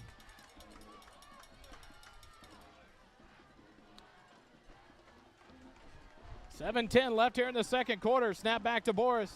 He's looking right. He's going to throw it. Holubeck not there. Safety read it, number 10. That's why he plays defense. Will Jones, it hit off his face mask. Doesn't make the interception, so the Eagles will be forced to punt again. 3 straight incompletions. Brings up a 4th and 10 at the 42-yard line. This battle is going on between these two defenses. Georgetown back to punt. Brady Mann. Georgetown will get ready to punt here. On the 4th and 10. Jaheim down the up man. One man back. That's Bork for the Tigers. He'll stand at his own 23, 24-yard line. Snap back to Mann. He gets it. He'll get the punt away. Low line drive. Bounces at the 30. Bork will pick it up at the 22. Dances to the right about the 26, 28. Makes a man miss. Up past the 30. About the 35-yard line. So instead of having it back about the 22, they get it all the way up to the 35 with 6:52 left here in the second quarter. Consolidated will have it 1st and 10. The Eagle possession went a whole 32 seconds, 28 seconds. They're in that possession, and now the Tigers take over 1st and 10 at their 35. Our defense got a little bit of a break. Take a quick breather, get some pointers from the coach, and come back out fresh again. So, again, A&M Consolidated is going into the wind here, Wally. 1st and 10. Hargett has 3 receivers left. At his own 35, he's looking to pass, looks right, being pressured, scrambles to the right. He's going to run. He loses the ball. It's out. Eagles got it. Fumble. Georgetown has the ball. Landry Leggett. Another recovery. Georgetown, their second turnover of the ball game, and that's a big one there. Hargett was off on the run. Not sure what he's doing, but he fumbled that one out. And Georgetown gets it at the 45. Where's that trash can? There we go. Landry Leggett will get the dunk here. He hammers it down. So that drive ended in 11 seconds for the Tigers. Up at their 45-yard line, Georgetown takes over. All right. 6:41 left. Georgetown with the ball in Tiger territory. 1st and 10 at the 45 of Tigers. 3 receivers right. Make it 4 now as Warren comes out of the backfield. Boris gets the shotgun snap. Pressured. He's going to step up. He's going to throw it across the middle. Holubeck catch down at the 15-yard line. A gain of 30. And that'll bring up a borrow for Morrow first down inside the Smoothie King red zone. That was nice. I wanted to say it, but I didn't want to say it. I didn't want to jinx anything, but quick strike, 1st and 10, absolutely, go up after to the him. 15. And now some movement behind the Georgetown Eagle offense, and Xavier Warren comes wide right. 3 receivers right, none left. Petter in the backfield, and now Coach Schmidt is going to take his second time out of the ball game. 6:15 left here in the second quarter. The Eagles have the drive going, 1st and 10 on the 15 of College Station. Quick timeout when we come back. More Eagle football after this. Kickoffs this season are sponsored by Syntex Shirt and Embroidery. At Syntex Shirt and Embroidery, we offer a variety of unique custom clothing and gifts, as well as personalized embroidery for gifts, schools, fundraisers, businesses, and more. Stop in today to browse what we have to offer and to ask about our custom apparel options. Whether you need 1 shirt or 100, there are no minimum order amounts on any custom pieces. Ask about our military discounts as well. Stop by our shop at 1911 North Austin Avenue, Suite 103, and check out our in-stock spirit apparel, or check out our website at www.syntexshirt.com. The official outfitter of your Georgetown Eagles broadcast team with First Responder Broadcast. Back here live, Consolidated High School. Georgetown has it 1st and 10 inside the Smoothie King red zone. 3 receivers right. Petter left of Boris. Shotgun snap back. Handed off. Nope. Petter pulls it. Throws it out to Davin Sedgwick. Up past the 10, and he'll be taken down there. A gain of 5 brings up 2nd and 5 for the Eagles. 6:05 left here in the second quarter. Time continues to tick, and Georgetown, the first true drive for either team inside the red zone. And the Eagles trying to threaten here in quarter number 2. They need a touchdown. They absolutely have to score a touchdown. They got to capitalize on what the defense has been giving them all game. You got to reward this defense. You're exactly right, Holden. You got to give them that 7 points. That buffer. Now a field goal doesn't beat you. A field goal doesn't tie you. And now this offense clicking and going. Second and 5 from the 10 of Consolidated. Petter to the right of Boris. Near side hash mark. 2 receivers left, none right. Snap back. Handed off to Petter. And he's taken down immediately at the 11. A loss of 1 brings up 3rd and 6. So Petter hadn't really had a whole lot of, correct me if I'm wrong, but I haven't seen a lot of productivity for Petter going up the middle. It's just not working tonight for some reason. Exactly. He's got no productivity anywhere. He's 6 carries, 7 yards. Not something you're used to seeing, but you've got that just tells you this defense is eyeing Andrew Petter and not letting him beat them. And now the Eagles have 3 receivers left, none right. 4:55 left in the second quarter. Petter to the left of Boris, near side hash mark, 3rd and 6. Shotgun snap back to Boris. Fake the handoff. He's looking left, being pressured. Yes, a scramble. Throws it up. Corner of the end zone. Touchdown! Cody Hollenbeck came out of nowhere and got it for the touchdown. What a job by Cody Hollenbeck. Oh, my gosh. Touchdown, Georgetown. I thought it was going to the receiver that was further back, and all of a sudden you yelled touchdown. I was like, who had it? Cody Hollenbeck makes the catch from 11 yards out, and Georgetown strikes first. And now the G-Town Lumber and Supply extra point attempt brought to you by Aaron Guzman. Noah Boris was set to hold. Snap back. The hold is down. The kick is away. And it is good. 4:46 left here in the first half. Georgetown takes the first lead of the ballgame. 7-0 over the Consolidated Tigers. Quick timeout. More Eagle football after this on the SHN Network. The second quarter is brought to you by G-Town Lumber and Supply. G-Town Lumber and Supply, located at 9400 Brown Lane in Austin, Texas, serves general contractors, subcontractors, and do-it-yourselfers. We specialize in dimensional lumber, decking, siding, door and windows, hand-hewn timbers, KDAT lumber, and corbels. Hometown service like none other. Visit us at 9400 Brown Lane in Austin, Texas, or visit our website at gtownlumberandsupply.com.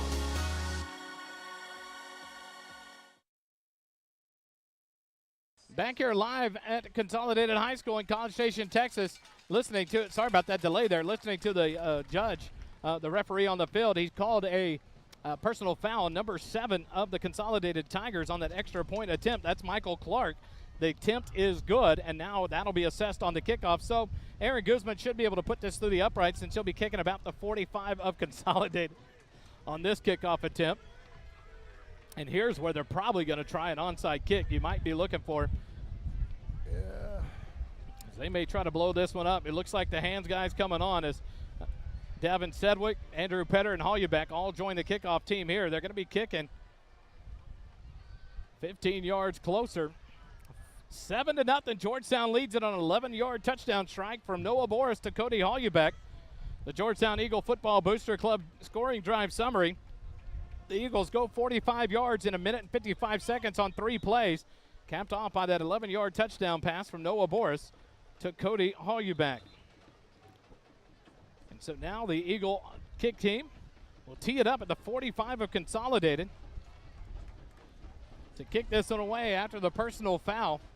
You would almost think if you're Coach Schmidt, you drop up 10 players on the line and just one man deep, because the Eagles have no reason, even if you try the onside and they recover, it's at their 35-yard line. Right. It's an opportunity to take a chance here as Aaron Guzman will tee it up. The Syntex shirt and embroidery kickoff for the Georgetown Eagles will come at the 4:46 marks. The first score of the ball game comes off this second turnover forced by this Georgetown Eagle defense tonight.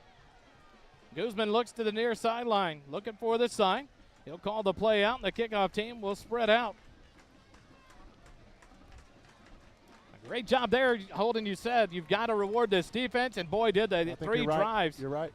The kick by Guzman. It's going to take no, it didn't get the high hop. It'll be fielded at the 34-yard line by number 8 for the Tigers. That's Genesis Radcliffe. And so the Consolidated Tigers will take over 1st and 10 at their own 34-yard line with 4:45 left here in the first half. I like the idea, though. There's no real loss there. Yeah. I mean, it's not like they're in super high field position. Your chance to get the ball back. I like the call. And they're still going in to win. Exactly right. 1st and 10. The Tigers have it at their own 34-yard line. Hargett leads the offense out with one receiver left, two receivers right. Taylor, the running back, in the backfield with him. Roderick Taylor, number 3, has handled all the runs tonight for the Tigers. Snap back to Hargett. Drops it, now gets it back, swings it out in the flat, about the 29, and he loses his footing. And so that'll be a big loss there, all the way back to the 29-yard line. A loss of 5 will bring up 2nd and 15. The Turf Monster strikes again. Good job there by the Eagle defense. Hargett lost that snap initially, got it back, hurried the throw, and it was kind of underthrown. The receiver never really got his traction. And when he lost his footing, that went down for a 5-yard loss back to the 29-yard line. I saw 3 Eagles bearing down on him. I think he tried to make a football move, and it didn't work out. And Cameron Hines is coming up kind of hobbled. It's almost like he twisted his ankle when he tried to plant. He's on the wide side of the left. 2 receivers left, 2 right. Hargett, far side hash mark, gets the snap. He's looking across the middle, throws it. It's incomplete as he led Bork too far ahead of him. So that incompletion brings up 3rd and 15 now, back at the 29. So another opportunity for this defense to pin their ears back, Holden, and take a run at Hargett again. Yeah, this is the prime position to do it because a quick pass isn't going to get a first down. It's 3rd and 15. You can send the blitzers and play back because you're not scared of the 5-yard pass. So you got to think the look here is going to be some pressure in Hargett's face again as he sends 2 receivers right, 2 left. Taylor directly behind him in the shotgun formation. Far side hash mark, 4:02 left. But now, timeout on the field again. 3rd timeout. So Coach Schmidt calls his 3rd timeout of the quarter, and we'll take it with him. Georgetown leads at 7-0 with 4:02 left here in the 2nd quarter. Eagle football continues in a moment.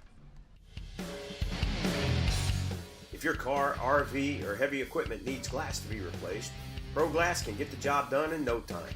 Windshield chip repairs in under 30 minutes, no appointment necessary. Our local family-owned business stands behind its work with a limited lifetime warranty for as long as you own your car. Ask about our senior discounts. Pro Glass of Georgetown, located at 2303 South Austin Avenue in Georgetown. We are the Central Texas choice for RV, heavy equipment, and auto glass since 1998. Back here live, Georgetown comes out of the timeout, 3rd and 15 from the 29er Consolidated. This defense an opportunity here to make another stand and get the offense the ball back. 3 receivers left, 1 right for the Tigers. Taylor in the backfield with Hargett directly behind him. Shotgun snap back to Hargett. He drops back about the 20. He's going to have to be he has pressure. Takes off. He's going to throw it up. The duck floats up for it. O.C. Presley, great job. He knocks it free. Bjork unable to make the intercept or the catch. And what an acting job there by Bjork. He tried to draw a foul against Seth Warren. Warren is just coming off the field, and Bjork flopped like an MLS soccer player. And that was to no avail, and now the Tigers are going to be forced to punt again. Wally, how about that Georgetown defense? I tell you what, they are ready to go. 4th and 15 from the 29-yard line. The punt going to come from Schmeller again for the Tigers. 2 turnovers here in the first half. I talked about it on the coaches show. We talked about it back at dinner. At the tailgate, 3 turnovers is the goal. Starting to smell the cooker going. The steaks are already getting ordered. Yeah, Seth Warren's starting to sweat. He's got to buy a few steaks. Snap going to be back to Schmeller. He stands at the 15, but there is going to be a whistle there. I didn't see a flag. So a delay of game on the Tigers. So that's going to back them up. 4th and 20 from their own 24-yard line. Not what you want here in your own territory into the wind. And they had no timeouts either, so they couldn't stop it. There's nothing they could do. So how exactly right. Now those costly timeouts taken. The substitutions by Coach Nicky, the heads up. 4th and 20 from their own 24-yard line. Schmeller stands about his 9-yard line. He'll get the snap back. The punt is away. It's a low line driver. Nice punt. Fielded at the 38 of Georgetown by Gavin Calloway. A beautiful punt by Schmeller. And that'll give Georgetown a 1st and 10 with 3:45 left. Here in the 2nd quarter, they lead it by 7. But an opportunity for this Georgetown Eagle offense to drive down again. Try to reward this defense. A beautiful 3 and out by this Eagle defense. 1st and 10 at the 38-yard line for the Georgetown Eagles. You'd have to go back 4 possessions before you saw the last consolidated first down. Wow. One receiver left, two right. Petter to the right of Boris, far side hash mark. Shotgun snap will go back to Boris. He'll hand it off to Petter to the left side. Dances, finds a hole up past the 40 to about the 42-yard line. That'll be a gain of 4. Bring up 2nd and 6. A little positive yardage there on first down for the Eagles, Holden. Yeah, and they needed it because a lot of the early downs have been incomplete passes, and that sets them behind the chains, makes things more difficult going forward. I think you've got to keep chipping away at this tough Consol defense, and I think sticking with that run game little by little, you'll wear them down. Keeping them on the field. Two receivers right, tight end to the left side. Petter directly behind Boris, far side hash mark, 2nd and 6. Fake the handoff, pressure applied, and a face mask there. There comes the flag. Bork grabbed the helmet of Noah Boris, and then he throws his arms up. But that's going to be a big first down instead of a big sack. So a costly face mask there by Bjork. Nope, not on Bork. I apologize. I'm not. I just the 5 and 9 are hard to tell apart. That's on Trace Meadows. Coach Schmidt throws his hands in disgust and walks away. Looks like it's a roughing the passer is the call, not necessarily a face mask. Oh, it's a hands to the face of the. You can't go to the head of the quarterback. Okay. And so no matter what, it's a 15-yard penalty and an automatic first down for Georgetown. So a personal foul defense gives the Eagles 1st and 10 into Tiger territory at the 43-yard line. Big penalty there on the Tigers. One receiver left, two right for the Eagles. Petter to the left of Boris in the backfield. The referee has to go back and pick up his flag. And now Petter will reset behind Boris. They'll slow things down. 3:07 left here in the first quarter. 7-0 to Georgetown, the 7-0 lead. Thanks to two big turnovers by the Eagle defense here in the first half. Petter to the left of Boris, far side hash mark. A man jumped there. And that's what's going to draw it. Let's see if they called on the defense. Pointing back and forth. We'll see what it is.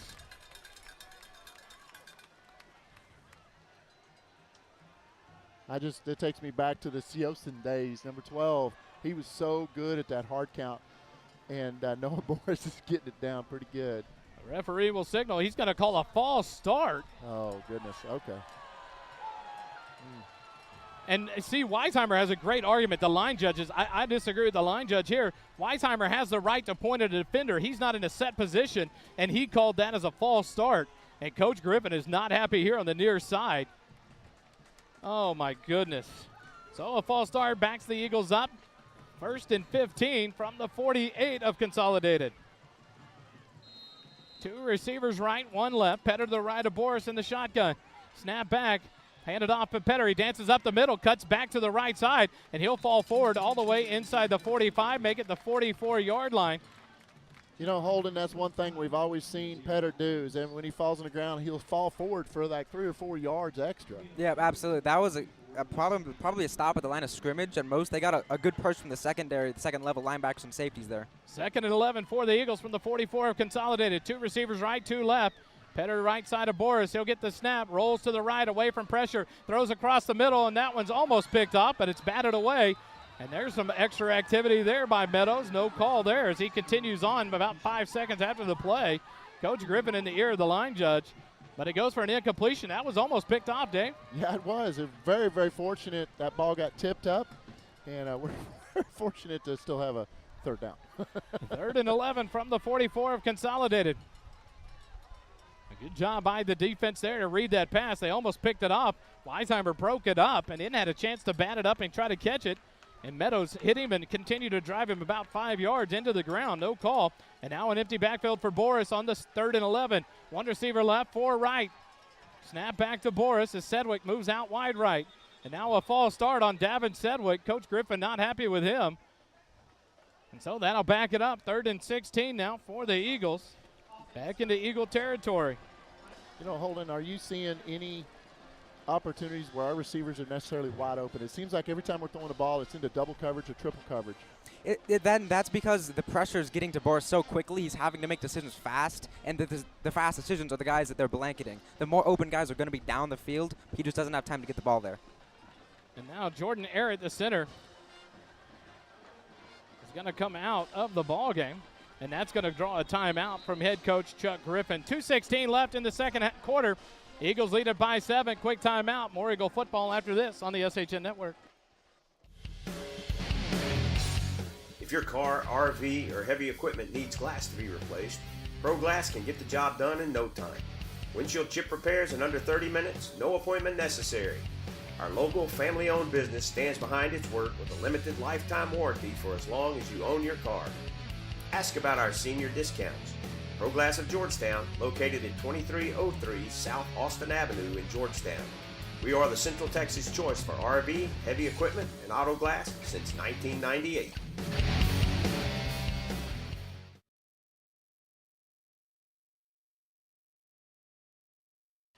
Back here at Consolidated High School, College Station, Texas, 2:16 left in the second quarter. Georgetown with a 7-0 lead. Whit Posey in at center. Jordan Arrett off on the near sideline. So hopefully he is all right. One of the senior linemen, the senior center for this Georgetown Eagle offense. Now the Eagles have it 3rd and 16 from the 49 of Consolidated. 3 receivers right, 1 left. Petter to the left of Boris, far side hash mark, shotgun snap back. Boris will drop back. Here comes the pressure. He's got to escape, and he'll be tackled all the way back at the 36-yard line. The sack on the – can't get the number there. I think it was 11. And, you know, that's a difficult thing, Wally, too, when you've got a replacement center. You almost feel like A&M Consolidated was throwing a big blitz right there, just bringing as much pressure as they could because to put as much pressure on that replacement lineman there. A loss of 14, and now the Eagles are going to be way backed up. Can't believe we're going to go for it here. It's 4th and 30. I'd expect to see a pooch kick possibly. The coach is going to let this clock run down and then call his second timeout. Right. Try to pin the Tigers deep in their own territory. And there's the timeout by Coach Griffin. We'll take it with him. 1 minute, 30 seconds left here in the first half. Georgetown 4th and 30 when we come back on the SHN Network. The second quarter is brought to you by G-Town Lumber and Supply. G-Town Lumber and Supply, located at 9400 Brown Lane in Austin, Texas, serves general contractors, subcontractors, and do-it-yourselfers. We specialize in dimensional lumber, decking, siding, door and windows, hand-hewn timbers, KDAT lumber, and corbels. Hometown service like none other. Visit us at 9400 Brown Lane in Austin, Texas, or visit our website at gtownlumberandsupply.com.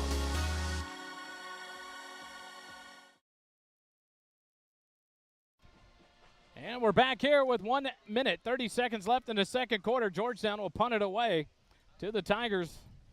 4th and 30 from their own 37-yard line after the 14-yard sack of Noah Boris.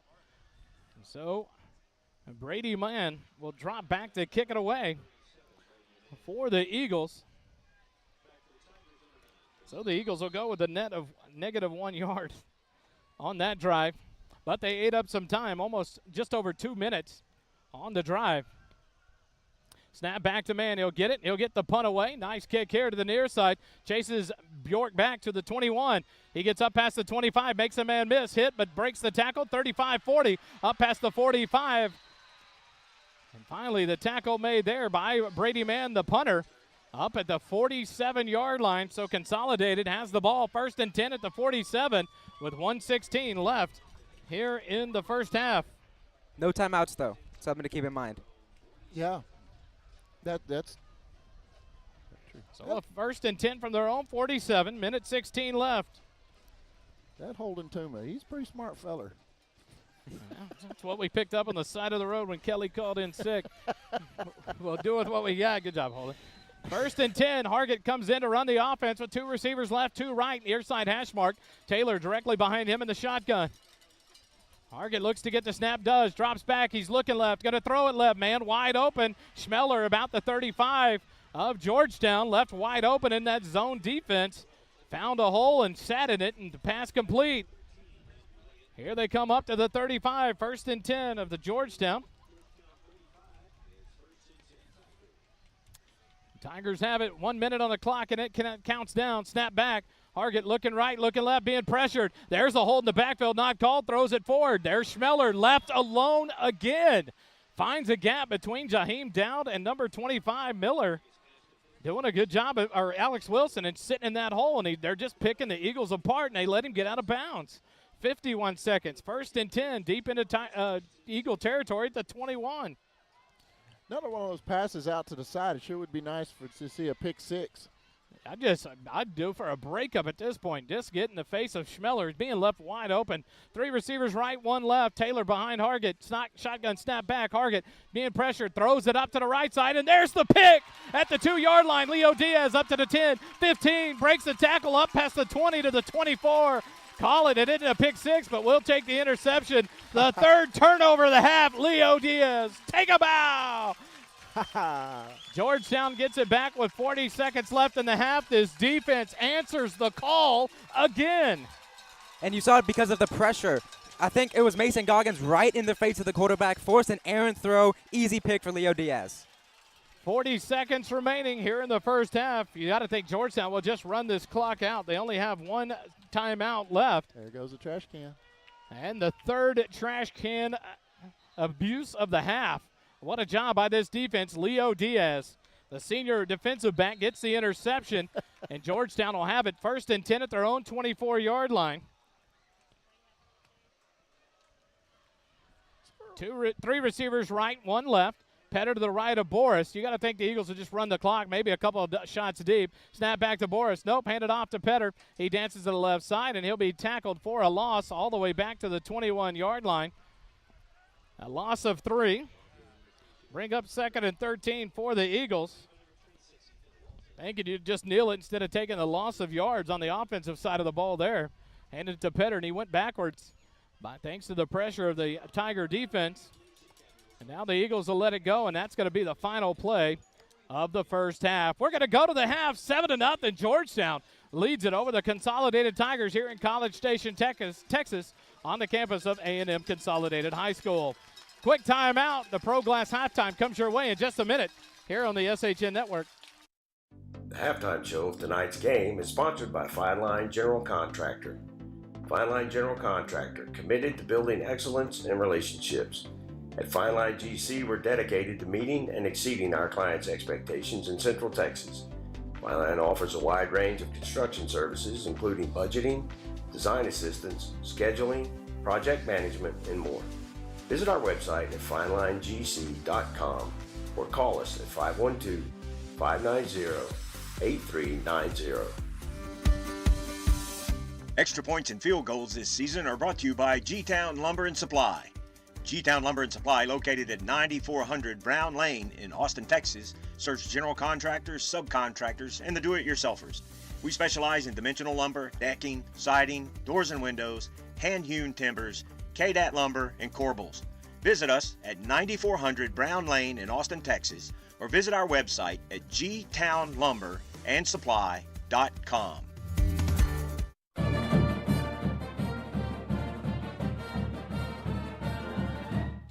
Join the Eagle Football Boosters for Spirit Night at Hat Creek. Hat Creek Burger Company, located at 201 San Gabriel Village Boulevard, will be hosting Spirit Night Sunday, September the 24th from 5 p.m. to 9 p.m. A portion of the proceeds will benefit the Eagle Football Boosters. So wear blue, show up early, be loud, and show that Eagle fight never dies. Back here live, Consolidated High School. The Georgetown Eagles lead it at half, 7-0 over the Consolidated Tigers as the Georgettes take the field to perform. They'll be performing. You'll see them. Their backs will be to you tonight since we're on the I got the hiccups all of a sudden. The visitor side of the stands. The band directly in front of us. So we'll bring you the Georgette dancing team, and then we'll bring you the Georgetown High School band before we do first half stats with Holden after their performances. We will bring you the best audio we can on the visitor side of the stadium. The crowd mic is on our side, and they'll play towards the home side. So enjoy it as best you can, and we'll be back here on the Fine Line Construction halftime show. The Georgette officers are Lieutenant Ivy Toole, Lieutenant Anna Gomez, and this year's Georgette captain, Ms. Julia Vickers. The Georgette socials are Mackenzie Frost, Keelan Lindau, Alan Lishka, and Addison Rodriguez. Social butterfly is Ashley Morris. Officer's choice is Tammy Butler, and the Georgette of the week is Amelia Williams. And now, watch the Georgettes as they perform a crowd routine to There's Nothing Holding Me Back.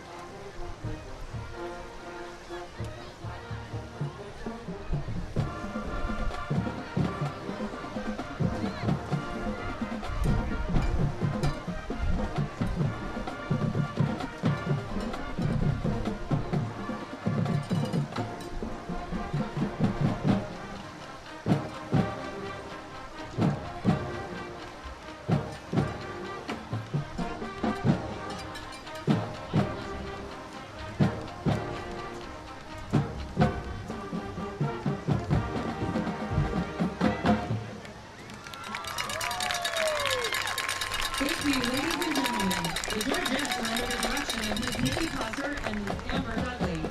As the Eagle Band and Color Guard take the field, they would like to thank their booster board for their countless hours of hard work and tremendous support. The band is out on the field by drum majors Nathan Aker, Zoe Grisky, and Ian McAllister. The Color Guard captain is Ivy Soraya. Lieutenant is Brandon Rice, and Sergeant is Mackenzie Slows. Squad leaders are Meredith Peavy and Hannah Cohn. Brass caption head is Jay McIntyre. Woodwind caption head is Sarah Fowler. Percussion caption head is Adeline Jansen. Please congratulate our members of the week. Brass member of the week is Rob LeBlanc. Woodwind member of the week, Cecile Castillo. Battery member of the week, Emily Novosad. And the front ensemble member of the week is Wallace Rapp. The Eagle Band section of the week is the Color Guard. Finally, our Eagle Band parents of the week are Mr. and Mrs. Pam Ochoa. The Georgetown High School Eagle Marching Band and Color Guard will now perform their 2023 competition show, Mind the Gap. Mind the Gap takes the audience on a tour of London aboard the world-famous tube. Mind the Gap features trumpet soloist Jay McIntyre, horn soloist Christina Crozier, and narrator Millie Randall. Please sit back, relax, and mind the gap as you enjoy the sights and sounds of the Georgetown Eagle Marching Band and Color Guard.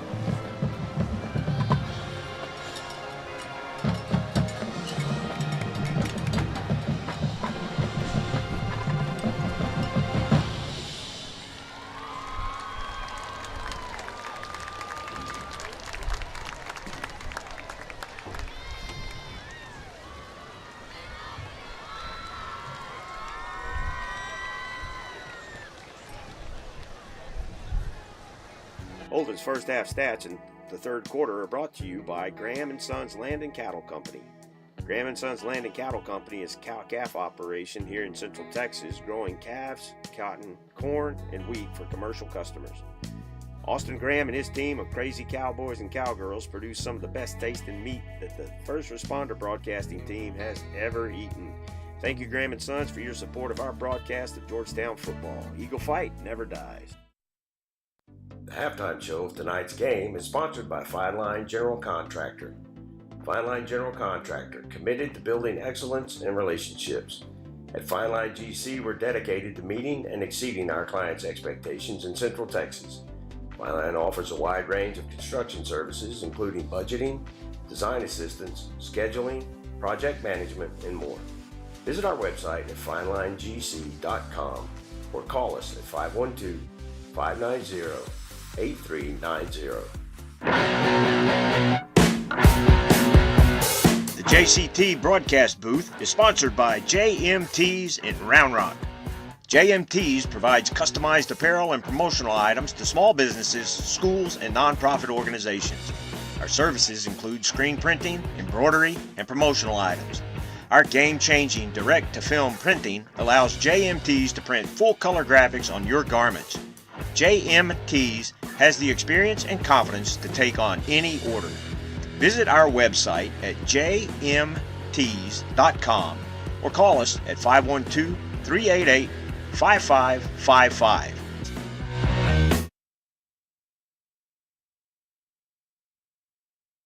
Back here live, Consolidated High School in College Station, Texas. Georgetown with a 7-0 lead over the Consolidated Tigers at the half. And the story of it is Holden joins us is 3 turnovers for this Eagle defense. None in the first 3 games of the year, Holden. 3 in the first half tonight. And that's been the difference in the game. The 3 turnovers that we forced on the defensive end has given us the ball in good field position. We have not capitalized yet, but it's winning us the field position battle, which ultimately did give us the touchdown, the lone score in this game.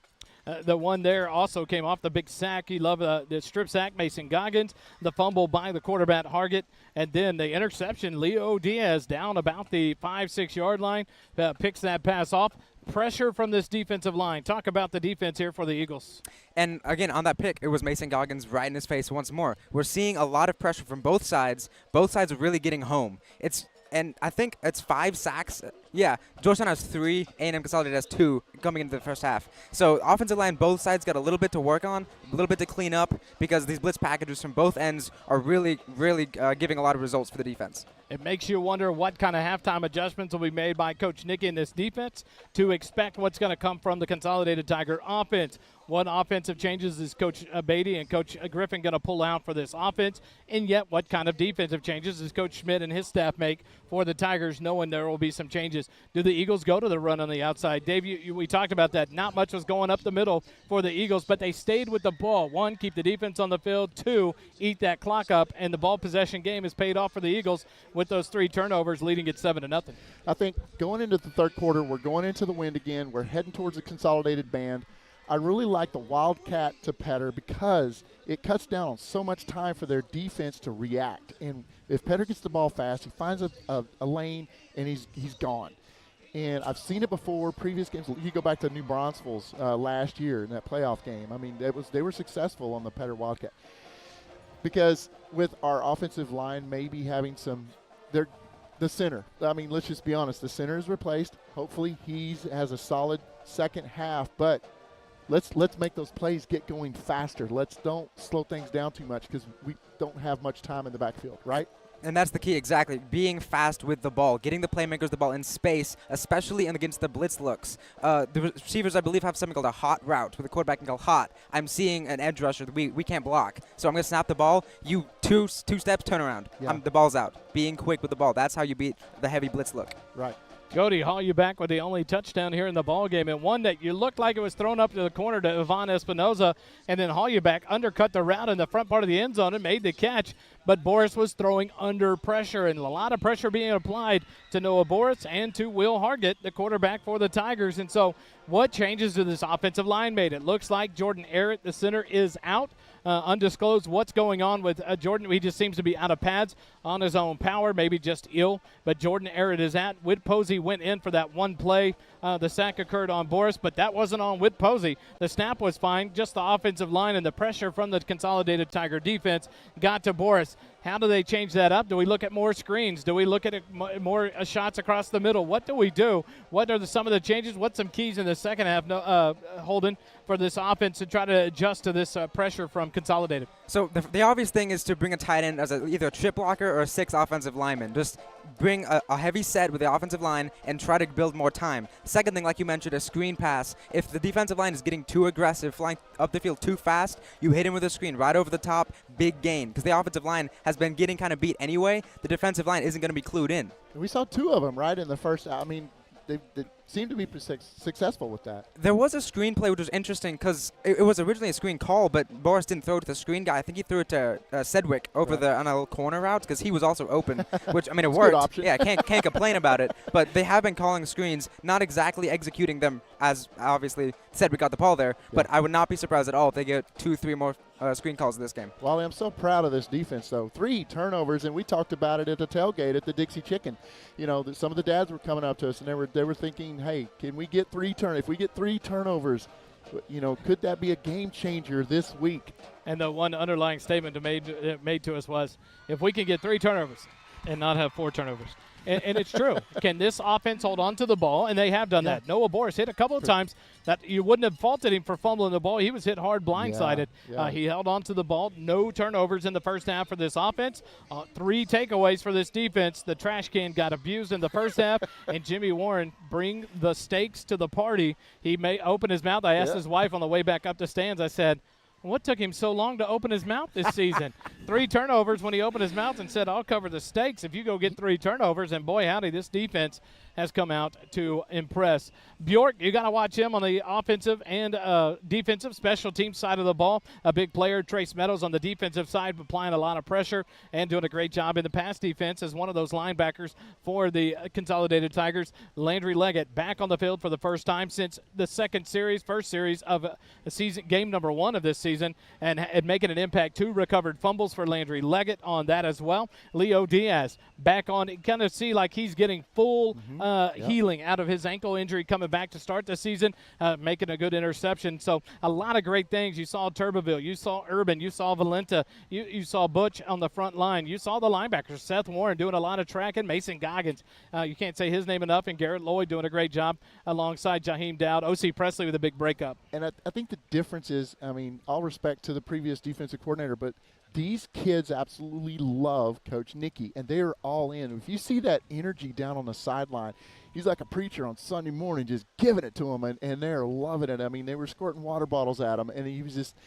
there's so much energy coming out of Coach Nicky, and that is just fun to see. Our defense playing at another level this year, and we're really starting to see sparks, and it's exciting because, guys, you know it, defense wins you championships, right? Absolutely, yep. And this defense has been on a tear this season. I tell you what, it's going to be fun to watch when this Georgetown team can put a full game together on both sides of the ball.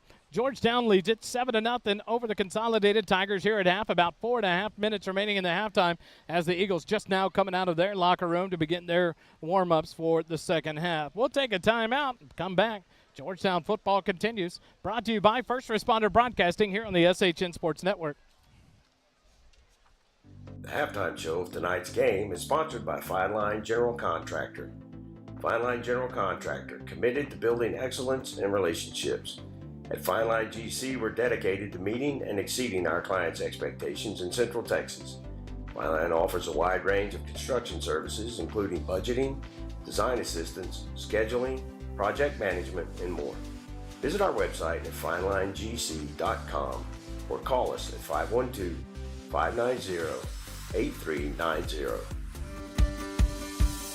Extra points and field goals this season are brought to you by G-Town Lumber and Supply. G-Town Lumber and Supply, located at 9400 Brown Lane in Austin, Texas, Search general contractors, subcontractors, and the do-it-yourselfers.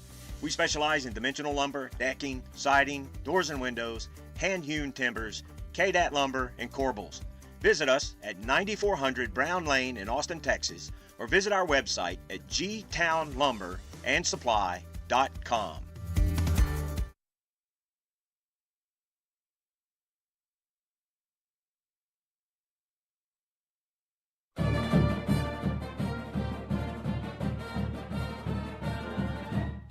Join the Eagle Football Boosters for Spirit Night at Hat Creek. Hat Creek Burger Company, located at 201 San Gabriel Village Boulevard, will be hosting Spirit Night Sunday, September the 24th from 5 p.m. to 9 p.m. A portion of the proceeds will benefit the Eagle Football Boosters. So wear blue, show up early, be loud, and show that Eagle fight never dies.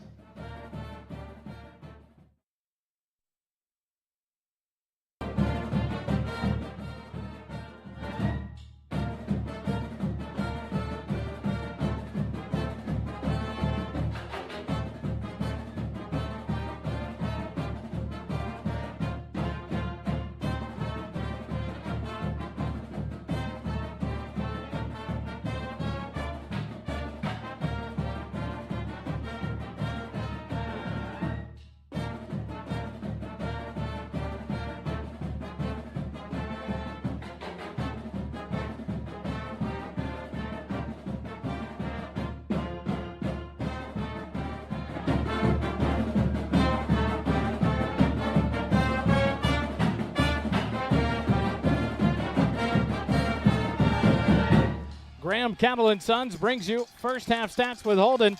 And Holden, your keys here. Let's go to that. We talked about those stats. We talked about this defense stepping up here in the first half.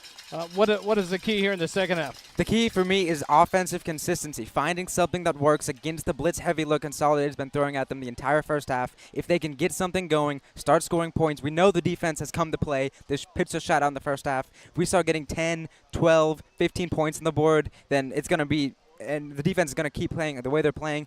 It's a whole other ballgame. Dave? Yeah, I mean, it's going in the third quarter, A&M is going in. They've got the wind at their back. If our defense can have some good stops, we're in good shape because we get the wind at our back during the fourth quarter. The Georgetown Eagles come out of their inflatable. They're ready to go here on the near side as Michael Valenta warming up down here on the far side, talking to Coach Nicky as this defense will be raring to go here in the second half to start things off after the kickoff.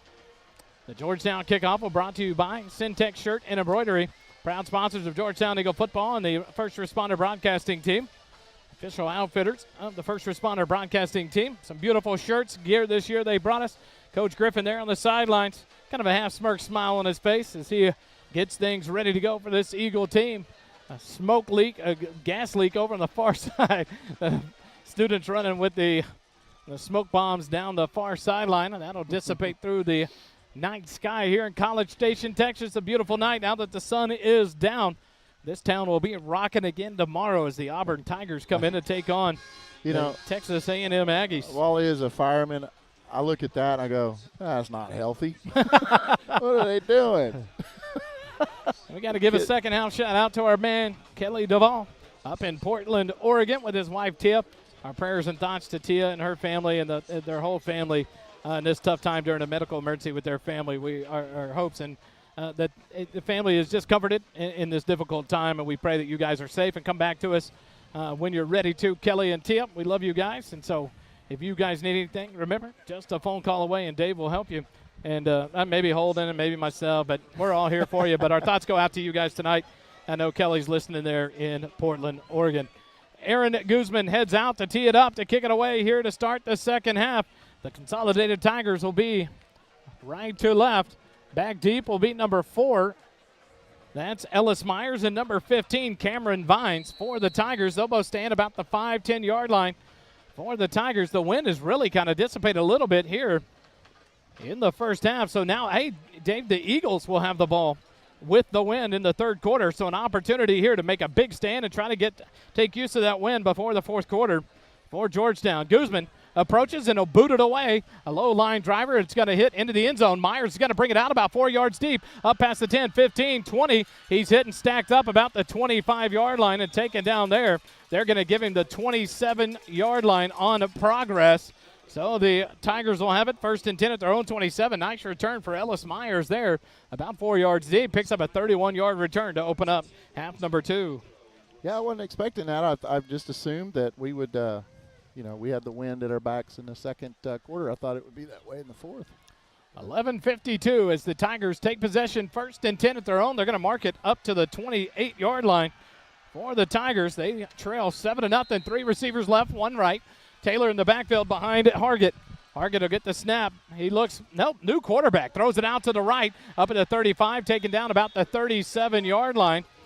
That'll be a gain of 9, bring up 2nd and 1. That was a pass from the lefty quarterback. We'll get him and figure out who this is. Looks 6. to be number 6.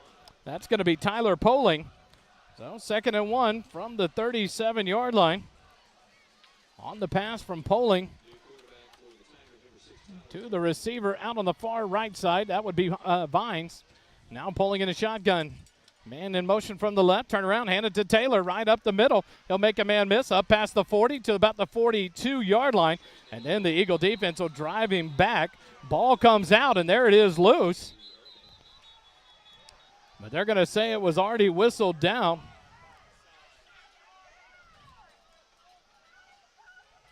Leggett has the loose ball again.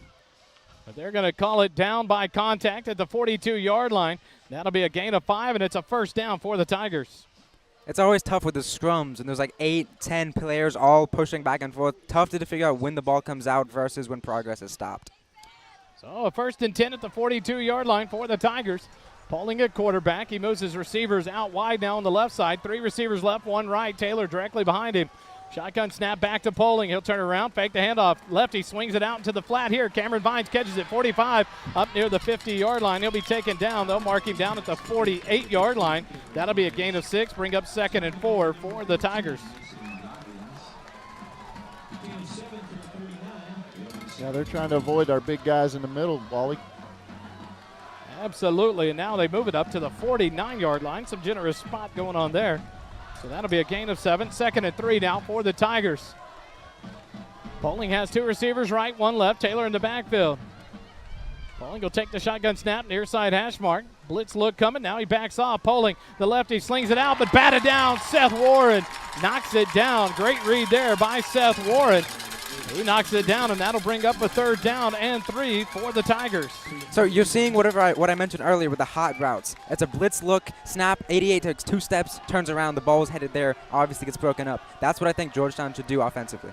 Good job by Bobby Boucher. Seth Warren steps in there and bats it down.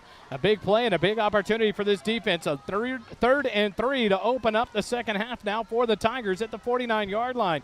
2 receivers go right, no receivers left. Now a late substitution in for the Tigers. And now Coach Nicky is going to respond with one of his own as he brings Jake Decker in. And now that'll force a timeout by Coach Brandon Schmidt. A great job by Coach Nicky. A heads-up play. Now to force the first time out of the second half here in their first possession. 10:07 left, 3rd quarter. Georgetown leads at 7-0. Quick timeout. More Eagle football after this. Holden's first half stats in the 3rd quarter are brought to you by Graham & Sons Land and Cattle Company. Graham & Sons Land and Cattle Company is a cow-calf operation here in Central Texas, growing calves, cotton, corn, and wheat for commercial customers. Austin Graham and his team of crazy cowboys and cowgirls produce some of the best tasting meat that the First Responder Broadcasting team has ever eaten.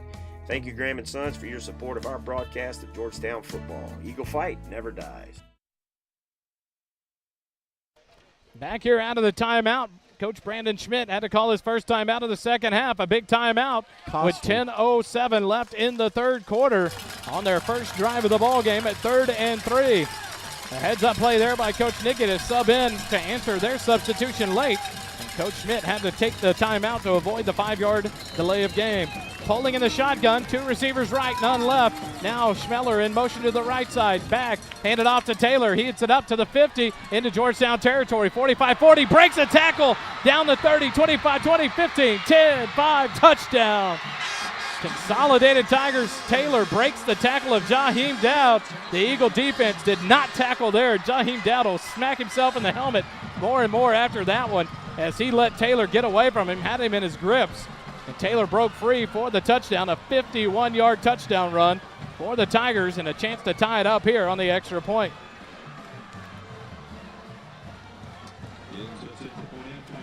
There's the explosiveness. Schmeller on to attempt the extra point. Snap will come back. Snap is back. The hold is down. The extra point attempt is up, and it is good. And just like that, Consolidated has tied it up 7-7 with 9:54 left here in the third quarter. A quick timeout. Georgetown Eagle football continues in a moment on the SHN Network. The second quarter is brought to you by G-Town Lumber and Supply. G-Town Lumber and Supply, located at 9400 Brown Lane in Austin, Texas, serves general contractors, subcontractors, and do-it-yourselfers. We specialize in dimensional lumber, decking, siding, door and windows, hand-hewn timbers, KDAT lumber, and corbels. Hometown service like none other. Visit us at 9400 Brown Lane in Austin, Texas, or visit our website at gtownlumberandsupply.com. Mesquite Creek Outfitters is located at 704 South Austin Avenue in Georgetown, Texas. Come enjoy a refreshing drink, a light menu, chat with friends, and maybe even shop a little bit. Mesquite Creek Outfitters is the host of the Eagle Nation Coaches Show every Wednesday. The show is live at 6 p.m. at MCO. Back here live, Consolidated High School ties it up 7-7 on a 51-yard touchdown run by number 3. That is Roderick Taylor. And now to kick it off is Schmeller. He'll approach and boot it away into the wind. It'll be fielded about 2 yards deep by Cody Hollebeck. He'll come to the near side, gets bottled up, cuts it back to the left side, and he'll be taken down at the 15-yard line. And now a late penalty here about the 30-yard line. Had nothing to do where the ball was and the tackle was. Now they're going to move one flag up to the 25. So 2 penalty flags on the field. We'll see what the call is. If nothing else, the Eagles get the ball at the 15-yard line. Hollebeck caught it about 1.5 yards, 2 yards deep. Decided to bring it back, and the kickoff coverage for the Tigers was good. So they will pin the Eagles deep, and it may be deeper.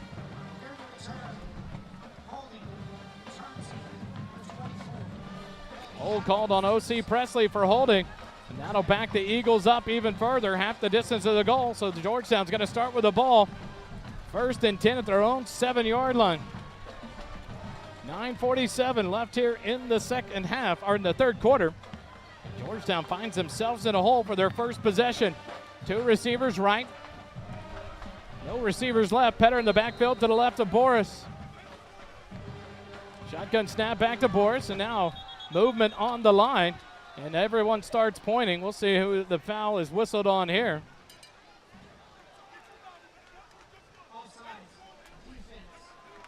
He signaled false start, but he called offside. So it'll be on the defense. So instead of 1st and 10 from the 7, it'll be 1st and 5 from the 12-yard line.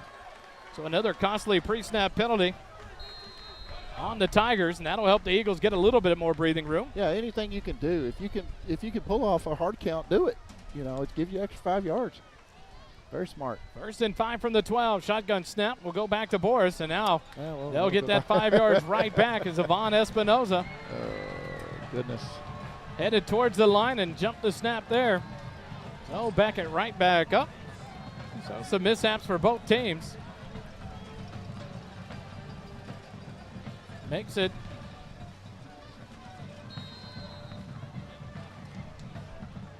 what?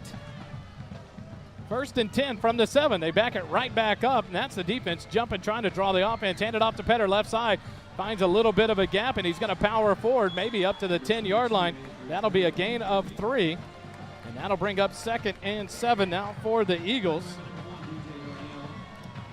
After 2 back-to-back penalties, 1 on the Tigers and 1 on the Eagles. So costly penalty there by Espinoza now makes it 2nd and 7 for the Eagles at the 10-yard line. He had a hole up the middle, I thought. I thought something kind of opened up. He decided to take it left. 1 receiver right, 1 left. Petter in the backfield with Boris. Shotgun formation. Petter directly behind Boris. Snap back to Boris. Quick pass. Nope, fakes it. Now he's going to pull it down. Now throw a double, pump and go. And over the outstretched hands of Xavier Warren. I don't know if he gave up on it or what, but it just about a step too long. And if Xavier Warren would have been off for a 90-yard touchdown. So that incompletion will bring up 3rd and 7 for the Eagles. You really want something to happen here at this 3rd and 7 to get out of your own end zone. You really don't want to be punting from your end zone right here. So we need to convert on this 3rd down. This is a big deal. So Davin Sedgwick comes back in. Petter will split out right with Hollybeck and Gavin Calloway. I would be shocked if they do not send a blitz here. Somebody else is in the backfield with Noah Boris. It is not Xavier Warren. Petter. It is Xavier Warren. Now he'll split out to the right. Empty backfield. Snap back to Boris. He's looking, and now he's going to have to scramble. Going to have to throw on the run. Does across the middle, and it's picked off. Nice pick off there, even though he got laid out by his own man. Number 36. That is Marion Hawkins. So the big interception, the first of the ball game for the Eagles. Gives the ball back to the Tigers with 8:51 left here in the first half. Boris threw across his body on a crossing route to the far side of the field. And Zamarian Hawkins was reading it all the way and picked it off. Beautiful tackle by his own man. I didn't see who tackled him, but he leveled him. But the Tigers take over. 1st and 10 at the Eagle 28. That's tough break, and you've got to give your quarterback a little bit more time, and he had to scramble. He's running for his life, and he has to make a tough throw across his body. 2 receivers left, 1 right for the Tigers. Poling still the quarterback. Taylor directly behind him. Far side hash mark. Snap back to Poling. He drops the snap. It's loose. Eagles can't get it, but Poling went down on a knee to get it all the way back to the 32-yard line. So that'll be a loss of 4. Bring up 2nd and 14 now for the Tigers. So an opportunity here for this defense. Try to keep them back behind the chains. Force either a long field goal attempt or make them go for it, maybe a turnover. But an opportunity for this defense to stay hungry, stay alive here. Only giving up 7 yards on a big 51-yard touch, or 7 points on a 51-yard touchdown run by Roderick Taylor. 2 receivers right, 2 left. Poling has Taylor directly behind him. A blitz look here, and here come the Eagles. Leggett, blindside, ball's out. Eagles have it. Oh, baby. Landry Leggett, the blindside sack. Poling's arm was not coming forward. That has got to be a fumble. It is, and they rule it a fumble. The 4th turnover of the ball game. Landry Leggett, take a bow, big boy. Wow. What a shot. He came on the backside blitz. Poling never saw him and got laid out. The ball is out, and Georgetown has it. 1st and 10 at their own 37-yard line. This is a Herculean effort right now from Landry Leggett. I think that's his 3rd turnover he's involved in. How nice is it having him back? Oh, my gosh. The defense has – we thought it was good the last couple weeks. Oh, my goodness. Yeah. So the Eagles have it. 1st and 10 at their own 37. 3 receivers right, 1 left. Petter to the right of Boris in the shotgun. Now Petter empties out to the left side. No one in the backfield of Boris. Here comes the blitz. Boris blindside. Doesn't get rid of it. He gets sacked. That's going to be Trace Meadows. This offensive line has got to pick up this blitz, and they are getting manhandled at the line. Trace Meadows, another big sack. Noah Boris is lucky to be on his own 2 feet. Yeah, we've got to – I think, Holden, you talked about it, possibly putting an extra, tight end out there to pick up some of this blitz. I think you've got to start thinking about that here pretty soon. Absolutely, yeah. Especially because these guys are unblocked, so there's nothing stopping them from snap, and they're deadline to the quarterback. Are we seeing a tight end in there, Wally? 2nd and 17. Turn around, fake the handoff. Boris rolls right. He's looking left. Pressure comes. He throws it up. A wheel route to Petter, but he's double coverage. Everybody that goes out has multiple men on them. And now a late flag here in the defense or the offensive backfield. We'll see what gets called here. It could be a roughing the passer. Could be a hold. We'll see what they call here. It's a discussion between the umpire and the referee. So Noah Boris was roughed again. A big 15-yard penalty instead of 3rd and 17. The Eagles get it 1st and 10, all the way out to the 45-yard line. So a big break there for Georgetown. So controlled chaos is what the Tiger defense needs. They have the chaos created, but the control is not there. And a big penalty gives the Eagles a big first down. It's their 7th penalty of the game. 70 yards. 3 receivers right, 1 left. Petter will come empty out to the right side. Empty backfield. Boris, quick swing pass to Petter behind him and short. It'll be incomplete. Was it a fumble? Are they ruling it a lateral pass? And the line judge on the near side is ruling it a backwards lateral. It's impossible, as Boris was in front of Petter. They're going to rule it a loss on a lateral, and that's a big loss all the way back from the 45 to the 36. A loss of 9 brings up 2nd and 19. Yeah, you did see Andrew Petter scrambling to run after that ball after he didn't catch it. Since you wondered if that was actually a lateral. This offense has got to get on track. Now 2 receivers left, none right. Petter to the left of Boris. 2nd and 19. Snap, hand it to Petter, right side. He's hit immediately at the 35. It's a pilot on there by number 13, Heath Hammer. He dove in with his helmet, no call there. Petter picks up about 2 yards. Make it 1. They back him all the way back to the 36.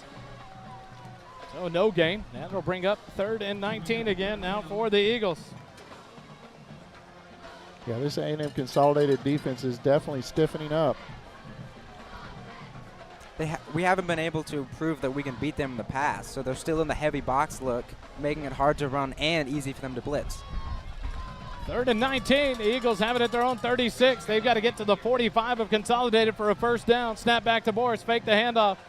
He's looking long, and he's going to throw it up long. Xavier Warren overthrown 5 yards, incomplete. That's the wind at his back possibly. He's got an arm. Got to put more air under it with that wind. So Warren unable to track it down, and now 4th and 19. Georgetown will be forced to punt. So the offense unable to do anything with the Eagle turnover again here in the ball game. The Eagles will punt it back away. 6:21 left in the 3rd quarter. But you saw the promise there. He had time, finds the open man downfield, running the post route, just an overthrow. Brady Mann back to punt again for the Eagles. He'll stand at his own 22-yard line. Snap is back to Mann. He'll get the punt away. A nice high spiraling punt. Bjork will call for a fair catch. He drops it. He drops it. Come on. The Eagles can't jump on it. Yvonne Espinoza was ready to lay out Bjork. He yelled for the he waved for the fair catch, and Espinoza had a chance to jump on it, couldn't do it. So the Consolidated Tigers get the break there. They'll have it 1st and 10 at their own 22. 6:10 left here in the 3rd quarter. Georgetown and Consolidated tied 7 apiece. What a battle, Wally. It really defensive battle, and then the turnovers.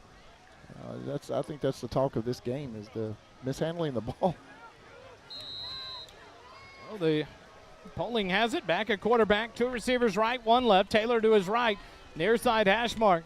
Snap back to Polling. He'll hand it off to Taylor. Right side has a wide open hole. Runs over a man and gets tackled from behind up to the 34-yard line. That'll be a gain of 12 and a first down.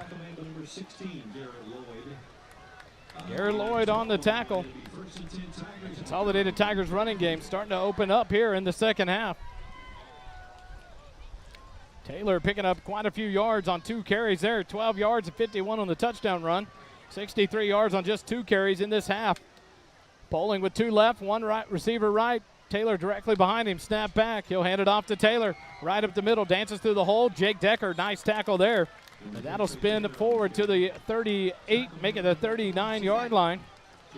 That'll be a gain of 5. Bring up 2nd and 5 for the Tigers.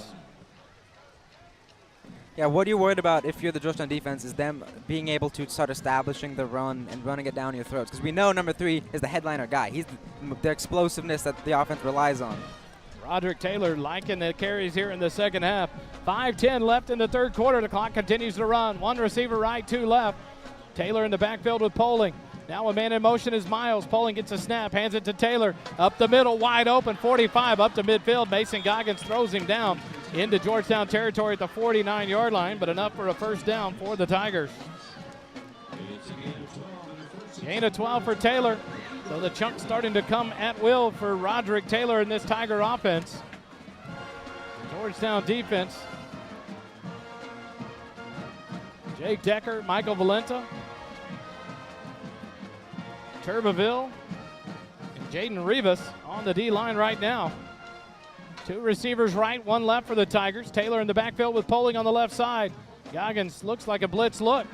Now Myers in motion, handed to Taylor. He makes a man miss in the backfield. Up past the 45, hits the outside of numbers, and it's off to a foot race. Goggins has a good angle, and he's going to take him down inside the 20, inside the 15. What a job there by Taylor to make a man miss in the backfield on the blitz.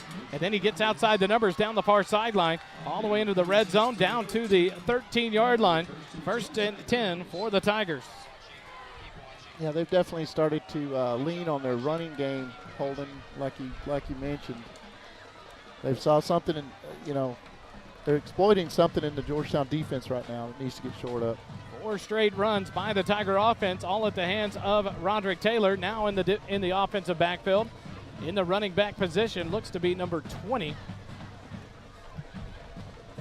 That will be Dakota Johnson to relieve Taylor. 1st and 10 at the 13-yard line. Now that'll be a delay of game.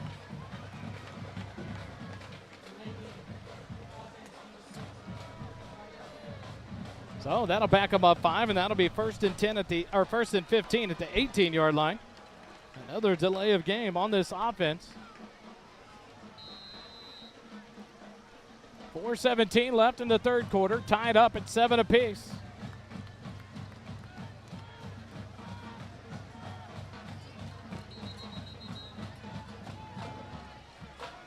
Now another whistle blown, so some confusion here with the officials.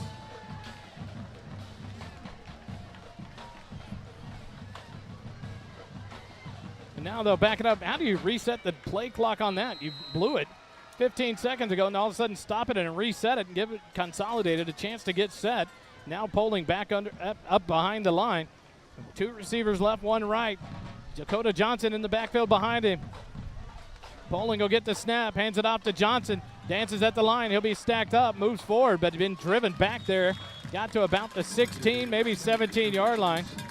So a gain of about 2. Andrew Urban on the tackle. They'll mark it at the 17-yard line. A gain of 1. Bring up 2nd and 14 now. Holding them to a field goal here is going to be massive for this defense. You'd love to see him hold them to a field goal or force another turnover. If they can do it, this defense has played wonderful. 4 forced turnovers on the night. Poling has 3 receivers left, none right. Dakota Johnson, nope. And Roderick Taylor back in the backfield to the left of Poling. Poling will get the snap back, center of the field at the 14. Ball back, hand it to Taylor, dances to the right side, comes back to the left. Dances to the right, ball's out. Eagles have it. No, let's see if they got it. Georgetown may have got their 5th turnover, gentlemen. I believe they did. And they did. A fumble by Roderick Taylor, and the Georgetown Eagles get it back. Another turnover. It looks like Landry Leggett again. I'm not sure, but now this offense has got to get things going. This defense continues to produce tonight here at Consolidated. 3:23 left in the 3rd quarter. The Consolidated Tigers started their own 22-yard line and fumbled. Georgetown has it 1st and 10 at their own 12. Is that the 5th fumble? 4th fumble for them? I think it's 4th. 4th fumble? seems like Oh, my goodness. Come on, Stat. One interception and 4 fumbles. It's 4 fumbles, yeah. And Just Georgetown checked. has it 1st and 10 at their own 12-yard line. Boris has Petter to his right, 3 receivers right, none left. Snap back to Boris, roll to the right. He looks right. He's going to try to throw it up. Nope, throws it to Sedgwick on a dump down. Sedgwick pushed out of bounds there. Good job on the big gain. Good job on the check down. We're having so much difficulty in the double coverage deep that, he did a good job on his check down there. A gain of 7 brings up 2nd and 3 up to the 19-yard line. Boris to Sedgwick on that completion. Now 2 receivers left. 1 receiver right, Petter to the right of Boris. Boris claps his hands, now steps forward, looks over and gets the sign from the sideline. He'll call it out to the offensive line. 3:14 left here in the 3rd quarter, 7-7 ball game. Georgetown has it at 2nd and 3 at their 19. Handed off to Petter, right side, gets a hole, comes outside the numbers, up past the 20 to the 25-yard line. Nice run there before he's taken down by number 21. That's Cannon Kieschnick. But that's another borrow for Morrow 1st down for your Georgetown Eagles. And they needed it bad. They needed that first down. So good to see that big hole opened up by the offensive line for Petter. A nice 6-yard run for Andrew Petter. A 1st and 10 for the Eagles up to the 25-yard line. 2:55 on the clock, and it continues to run here in the third quarter. 2 receivers left, 1 right. Petter off to the left of Boris, near side hash mark in the shotgun formation. Now Hollenbeck in motion, handed off to Petter. Nope, no, he pulls it. Now he's blitzed. Petter puts the ball down, and he's going to fall down about the 16-yard line. And that'll be a 9-yard loss for the Eagles. Can't escape the pressure of the Tiger defense. Again, that's number 25 there on that pressure. Nazir Adams. I tell you, give credit where credit's due. They're swarming. I mean, there's no way around it. This consolidated defense, they bring a lot of different looks at you, and that's what Coach Beatty talked about on Wednesday night. Another sack for the Tigers. 2nd and 19. Boris gets the shotgun snap. He's going to throw. He throws it out, but Hollenbeck can't hold on to it. It would have been right at the first down marker. So a big drop there for the Eagles brings up 3rd and 17 now for the Eagles. 3rd and 19, I apologize. For the Georgetown Eagles at their own 16-yard line. I thought they had a free play there. I thought the nose tackle jumped. Gosh, I did too. I was expecting that free play. So instead, it's 3rd and 19 for the Eagles back at their own 17-yard line.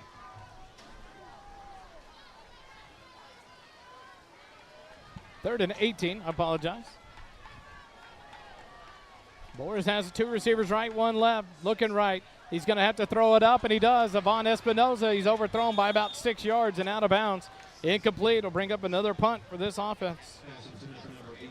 4th and 17 from their own 16-yard line. So another deep zone where the Eagles are going to be forced to punt again. This offense unable to get on track here in the third quarter.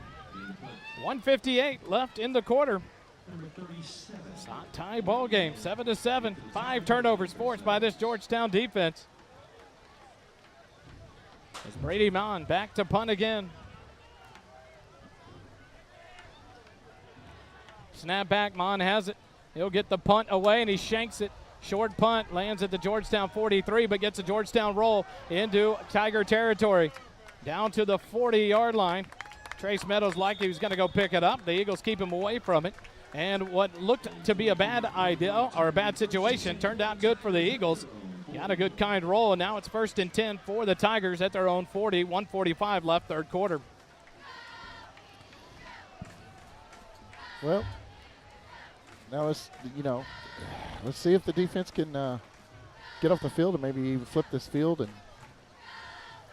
see what we can do here. Let's just get a 6th turnover, but this time take it to the house. That that sounds like a plan to me. I think the defense is going to be forced to score here. If as many turnovers they're getting, you'd love to see a pick 6. But nonetheless, you'd love to see them just make another good stand. Yes. Pulling in at quarterback, 2 receivers left, 2 receivers right. Taylor, the running back, off to his left, near side hash mark at his own 40. Now, Schmeller over to the left end, handed off to Taylor. He's hitting the backfield. Nice tackle there. Number 14, Mason Goggins, all the way back to the 35. That'll bring up 2nd and 15 now. What a tackle by Mason Goggins. A loss of 5 on the play. And you immediately put him behind the sticks, too. Now it's going to be a little bit tougher to rely on Roderick Taylor's offense. Kevin Wines, the grandfather of Mason Goggins, back in Eden, Oklahoma, listening in. Got to be happy there. A big loss for 5 yards by Mason Goggins. Polling, 3 receivers right, 1 left this time, middle of the field. 2nd and 15, snap back. Polling, low snap, gets it, throws out to the right. And his wide receiver, 1 went long, 1 went short, and the throw was in between them, incomplete. That'll bring up a big 3rd and 15 for the Eagles, for the Eagle defense. You know, Holden, I'm seeing a lot of low snaps. I think they're having difficulties at center, possibly as well as we are. Their offensive line is struggling. Our offensive line is struggling. And both defensive lines are on fire. So, yeah, what happens when the defensive line is playing so well is the center wants to get the ball up so quick so that he can get set, but that often leads in bad snaps. 3 receivers right, 1 left as the band gets going here. Now it'll be an offside penalty. Polling's going to throw it up. The defense has got to go back and at least knock it down. Nothing free, and Leo Diaz does just that. But instead of 3rd and 15, it's going to be 3rd and 10 for the Tigers at their own 45-yard line after the offsides on the defense. So a big offside penalty there will give the Tigers new life here at 3rd and 10 at their own 40. as they were backed up to their own 35. I had it off on my stats. I apologize. Back up to their 40-yard line, 3rd and 10. 3 receivers right, 1 left. Wow. And offense, that was offensive. The right tackle moved out of his set. That ball was overthrown out of bounds. It should have been a false start on the offense. The right tackle was out of his stance several feet. And now some discussion on the far side of the field. I think they saw exactly what you did. He came out of his set position. We'll see what the official calls here. Another offsides on the defense, so the defense falling apart here for Georgetown in this series after a big loss on first down. They called offsetting. Oh, wow. Yeah, what's the They offset each other. You had an offsides on the defense. Oh, he's calling an illegal man downfield. Yeah. On the defensive or the offensive line for the Tigers. Right. So that brings it back 3rd and 10 from the 40-yard line. 50 seconds left here in the third quarter. The defense bailed out there. Otherwise, it would have been another free play. It would have been a 3rd and 5. But now 3rd and 10 again for the Tigers. 2 receivers left, 2 right. Poling has Taylor in the backfield with him. Now it's in Schmeller in motion to the right side. Now it's offside or false start here on Trace Meadows. He fell for the pump fake. You know, Kelly Duvall is just yelling, pre-snap penalties are killing him. And you'd think after like the 3rd straight double snap, the offense would like, okay, we're not going to go on the first one. But, oh, my goodness, back and forth. So a series of bad penalties. Gives it back 3rd and 15 for the Tigers at their own 35. 50 seconds still remain here in the third quarter. Poling 3 receivers right, 1 left. Taylor in the backfield, snap back, Poling, it's between his legs. He's all the way back to the 20. He's scrambling, the lefty on the run, he's going to throw it up. He throws it deep, batted in the air, battle for it, knocked free. Good play there. I tell you what, Trace Meadows kept that from being an interception. But Mason Goggins, Garrett Lloyd, O.C. Presley got back there, and then you had a host of other players. Seth Warren, Landry Leggett, all got back there alongside number 25. Alex Wilson, what a job there. Now brings up 4th and 15 for the Tigers. What do you know about the quarterback that's in, the replacement quarterback that's in? What year is he experienced? He shows to be at number 6, Poling. Senior. Shows to be He's a senior. Okay. But I saw no highlights on him earlier when I was watching some early game tapes, and but doing a good job here. But the center exchange with him is not going well for the Tigers. Back to punt is Schmeller. He gets the snap. The punt almost blocked by Garrett Lloyd. Good punt there, and bounces for the Tigers, and it'll go into Georgetown territory down inside the 25, and it'll be out of bounds at the 22-yard line. And with 31 seconds left in the third quarter, Georgetown takes over 1st and 10 at their own 22. Well, that was about as exciting of an incomplete pass as I think you'll ever see.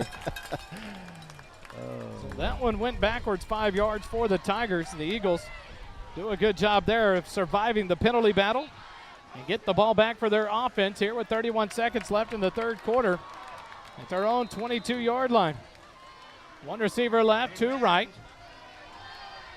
Lots of pressure looked to be applied here by the Tigers.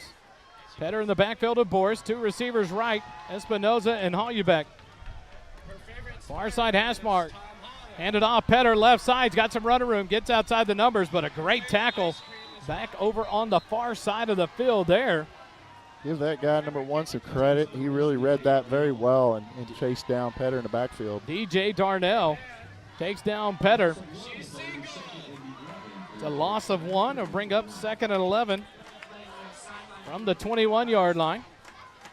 But he's ridden out of bounds, so the clock will not start. They'll have to run one more play.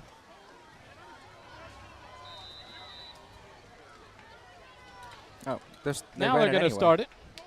So that'll bring it into quarter number 3. 7-7 your score. Georgetown, A&M Consolidated tied after 3 quarters. We'll take a timeout.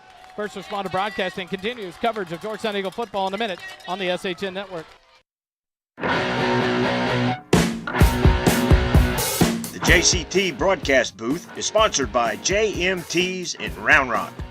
JMT's provides customized apparel and promotional items to small businesses, schools, and nonprofit organizations. Our services include screen printing, embroidery, and promotional items. Our game-changing direct-to-film printing allows JMTs to print full-color graphics on your garments. JMTs has the experience and confidence to take on any order. Visit our website at jmtees.com or call us at 512-388-5555. This season's starting lineups are brought to you by Aesthetic Dentistry of Georgetown. The mission and purpose of our aesthetic dentistry team is to help provide a quality life with healthy and beautiful smiles. We want to develop relationships with our patients and always provide. Back here live at start of the fourth quarter. Georgetown has it 2nd and 11 from their own 21-yard line. Two receivers left, one right. Petter to the left of Boris in the backfield. Handed off to Petter, right side. He makes a man miss. Up past the 25 and knocked down about the 30-yard line. He'll be 2 yards short. It'll bring up a 3rd and 2 for the Georgetown Eagles. Nice run there by Petter. He found a hole and then shot back to the left. Gets up to the 30-yard line. Needs the 32 for a first down. 3rd and 2 for your Eagles. What is his stats on the night, Holden? The concentration of pressure up the middle to keep this running game at bay. Paying off right now. One receiver right, a tight end to the right side of the line. Snap back. Handed off to Petter. He goes to the right side, tries to get to the outside, and drives forward. That's Hollenbeck. And they'll see where they spot him. It's going to be close for a first down. It looks like it's going to be enough for a Georgetown borrow from Morrow first down. He gets up to the 33-yard line. Nice run by Hollenbeck there. And a big first down for this offense.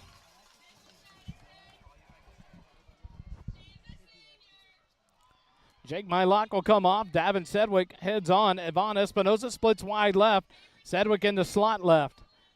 One receiver right. Petter in the backfield with Boris. He'll be offset to the left of Boris. Far side hash mark. 10:50 left here in the fourth quarter. Motion in the backfield. Handed to Petter on the cross up. He goes to the right side. Goes forward. Nice run there by Petter. All the way up. It looks like to the 39. Make it the 40-yard line. A beautiful gain of 7 on first down. Brings up 2nd and 3 for the Eagles.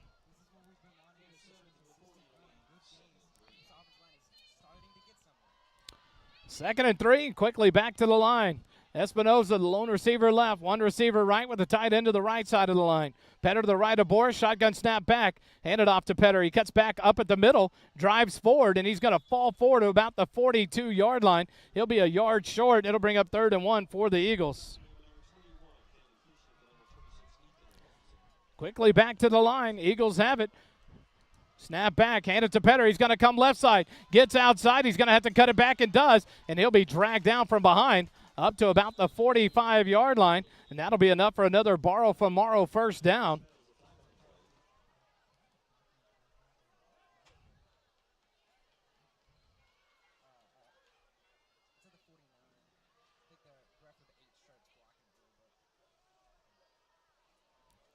So a flag thrown about the 44. They called a face mask on Weisheimer. So instead of a first down for Georgetown, it's going to be 3rd and 16. So that's a huge penalty there on the offense. You don't usually see an offensive face mask, but Weisheimer called for the face mask, drops it all the way back to the 27-yard line. 3rd and 16 for the Eagles.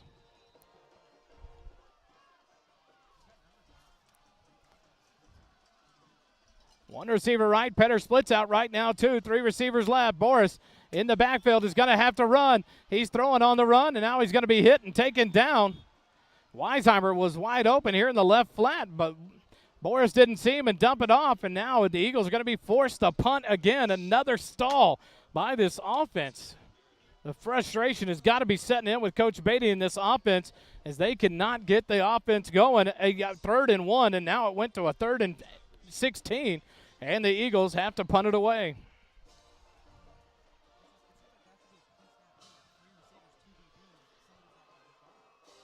Fourth and 16. Brady Mon on to punt again from the 27-yard line.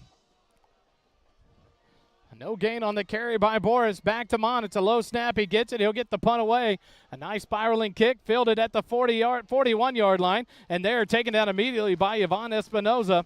Here's the returner for the Tigers. That looks like it's number 9, Trace Meadows. So the Tigers will have it with 8:53 left here in this ball game. 1st and 10 at their own 41-yard line. Make it the 42.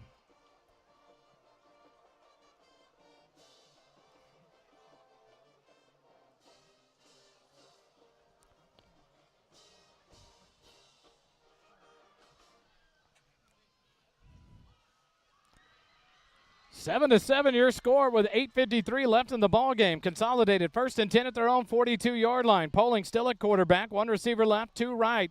Taylor in the backfield to his left. Shotgun snap back, fake the handoff. Quick pass out to the left flat. Catch made up past midfield. 45 cuts it back middle of the field and off to the races. 30, 25, and now he's going to be tackled down there. Leo Diaz and Mason Goggins will get the tackle all the way down to the 21-yard line.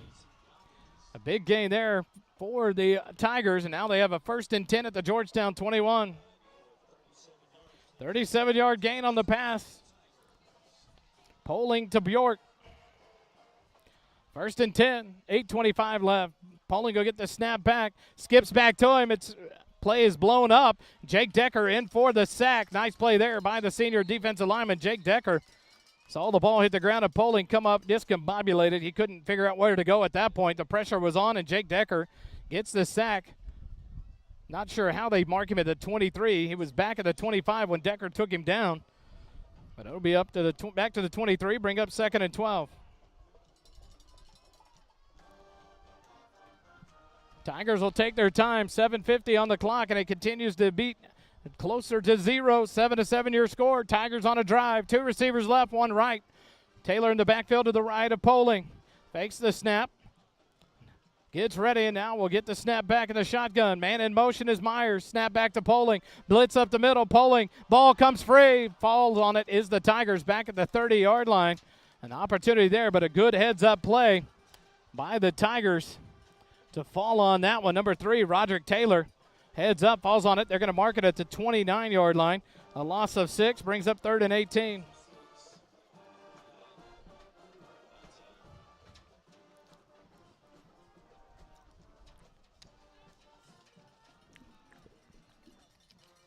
But it's playing a part in the passing game tonight, and because a lot of balls have been off. And let's not forget, they missed a field goal earlier, too.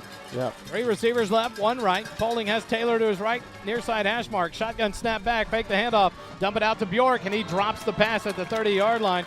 That'll bring up 4th and 18 for the Tigers at the 29 of Georgetown. Good job, Georgetown defense, getting a stand. Bjork probably would have lost a yard or 2 there as Garrett Lloyd was closing quickly and would have dropped a big hit on Bjork, but he dropped it for the incompletion. So you go for the field goal here, or do you go for the 12 is the kicker, I believe. Make sure I get his name right. Schmeller, the kicker. They're going to spot it at the 36-yard line, a 46-yard field goal attempt for the Tigers. Near side hash mark, Poling the holder. He'll put it down right at the 36. Shotgun snap back. The snap is down. The kick is away, and it was good. But a whistle came in. False start on the offense, and that'll back them up more. That'll make it 4th and 23 now from the 34. So a big penalty there on the Tigers. That would have been 3 points on the board. So now Schmeller will have it marked all the way back to the 41. It'll be a 51-yard field goal attempt. Wow. For Colton Schmeller. Hey, Georgetown's got a kid back there at the in the end zone. Yep. Looks like Garrett Lloyd. Snap is back. The hold is down. The kick is away. Plenty of leg. Wow. It's good. That would have been good from 60. Schmeller celebrates. Struts back to the sidelines. A 51-yard field goal gives the Consolidated Tigers their first lead of the ball game, 10-7, with 6:35 left in the ball game. Quick timeout. Eagle football continues in a moment.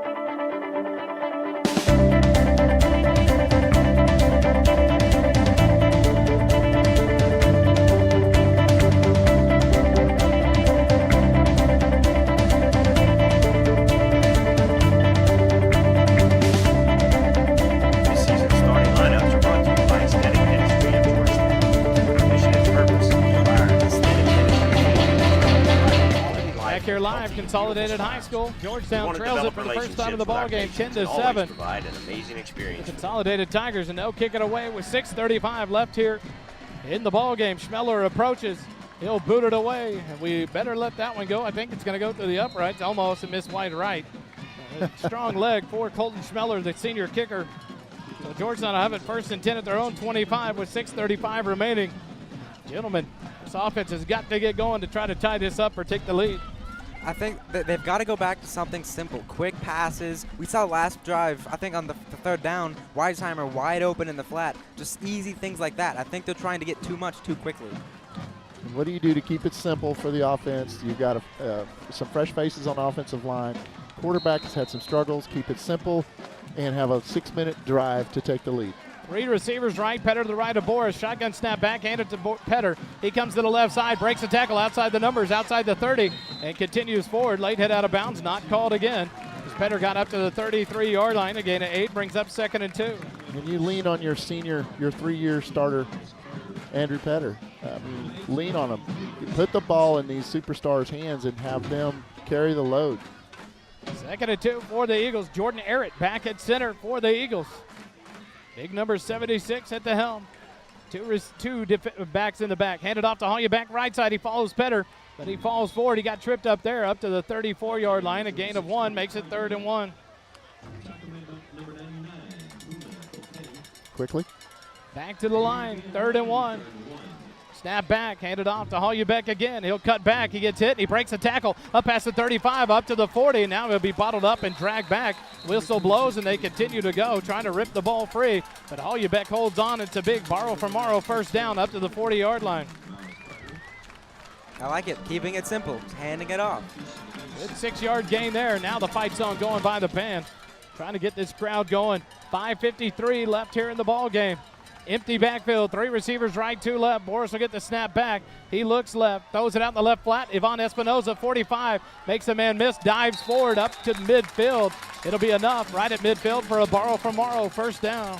Good second effort, diving forward, trying to get that 1st down. These kids are fighting. They're not going to give up. Great play by Ivan Espinoza, his first catch of the night, I believe so, for Ivan. Yep. And that'll bring up a borrow from Morrow, 1st down at midfield for the Eagles. Like Holden said, get it out quickly. And that was no time to respond, and Ivan Espinoza right out of his break. The ball was upon him. He makes the catch. And you're right, Dave, that second effort picked up a big 1st down. 1 receiver right, 1 left. Petter to the left of Boris, near side hash mark. Shotgun snap back. Fake the handoff, look left, pumped and go. Defensive pass interference there. There's the flag. It comes in late.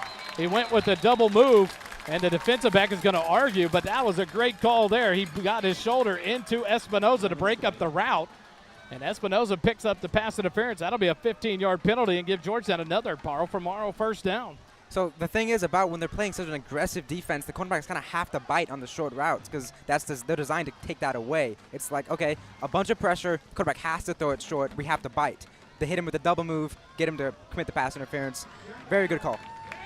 Pass interference called on Zamarian Hawkins. He had an interception earlier, and now a big pass interference. Gives the Eagles 15 yards and into territory of the Tigers, 1st and 10 at the 35. Big pass interference called there. And the Eagles got to take advantage.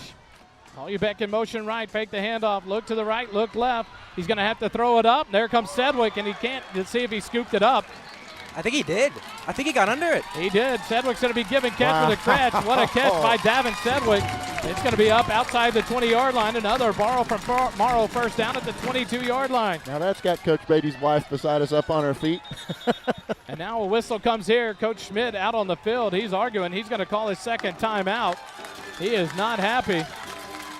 He's yelling across the way, but it's going to be the 2nd timeout. 5:16 left here in the ball game. Georgetown trails by 3. They're on the move. More Eagle football in a moment on the SHN Network.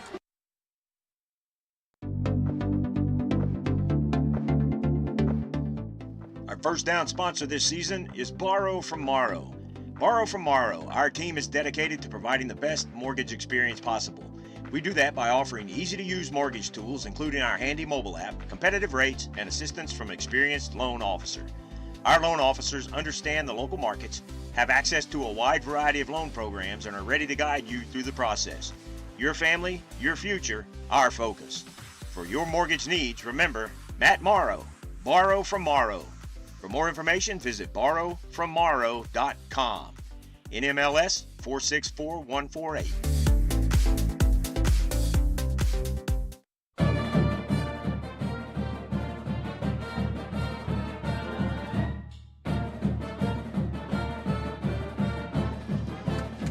Back here live, Consolidated High School. Georgetown has it 1st and 10 at their own 20, or at the Consolidated 22. Three receivers left. Petter to the left of Boris. No receivers right. Near side hash mark. Handed off to Petter. He cuts back, makes a man miss, and he'll get back to the line of scrimmage, and that's it. But a good job by Petter to at least get back to the line of scrimmage. Bring up 2nd and 10 for the Eagles. Like, this is where you keep being aggressive. You can't get away from what you've been doing this whole drive. One of the defensive linemen shot through a gap, and that Petter had to avoid that tackle for a big loss. He does and gets back to the line of scrimmage. 2nd and 10 now. One receiver right, two backs in the backfield. Hoggy back to the left of Boris. Petter to the right. Snap back to Boris. He'll hand it off to Petter. Come back this way, but he cuts back to the right. No, it's Hoggy. He took the handoff. They switch sides this time, and he gets knocked forward to the 21. So to bring up 3rd and 9 now for the Eagles at the 21 of Consolidated. Come on, Georgetown. Pull something out of your hat here. 4.5 minutes left in the ball game. Georgetown trails by 3, 10-7. Holden, do you get the feeling this is the ball game right here? I think so. I think this is it. I mean, if they convert this third down, it's different. Empty backfield. 3 receivers left, 2 right. Boris gets the snap back. He's looking right. Throws it out in the flat. Caught by Davin Sedgwick. Turns 10, 5. Pushed out of bounds. It'll be a borrow from Morrow first down inside the red zone. Nice play there by Davin Sedgwick inside the 5, down to the 4-yard line. 1st and goal, Georgetown. Sure love being in the Smoothie King red zone, Wally. One of the best places to be on the field. Davin Sedgwick, 2 big catches here on this drive, and the Eagles have it. 4:06 left in the ball game. You think they want to eat up time here. Wally, you've been waiting for Davin Sedgwick to have a breakout game, and he's doing really well in this drive. This drive has been big for him. That scoop right before the ball hit the ground, and now that big out on 3rd and 9. Wildcat, no Boris. Petter in the backfield alone. Now Hoggy back in motion. Snap to Petter. He'll take it to the left side, cut back up inside the 5, into the end zone. Touchdown, Georgetown. Yeah, baby. Andrew Petter scores the touchdown, and when the offense had to do it, they did it, boys. Andrew Petter, a 4-yard touchdown run to give the Eagles the lead back, 13-10, pending the extra point to make it a 4-point lead. G-Town Lumber and Supply extra point attempt will be brought to you by Aaron Guzman. Noah Boris is set to hold. He'll kneel there at the 10-yard line, middle of the field. Snap is back. The ball is down. The extra point attempt is up, and it is good. Georgetown leads it 14-10, with 4 minutes left in the ball game. Quick timeout. Georgetown Eagle football again in a moment here on the SH Kickoffs Network. this season are sponsored by Syntex Shirt and Embroidery. At Syntex Shirt and Embroidery, we offer a variety of unique custom clothing and gifts, as well as personalized embroidery for gifts, schools, fundraisers, businesses, and more. Stop in today to browse what we have to offer and to ask about our custom apparel options. Whether you need 1 shirt or 100, there are no minimum order amounts on any custom pieces. Ask about our military discounts as well. Stop by our shop at 1911 North Austin Avenue, Suite 103, and check out our in-stock spirit apparel, or check out our website at www.syntexshirt.com. The official outfitter of your Georgetown Eagles broadcast team with First Responder Broadcast.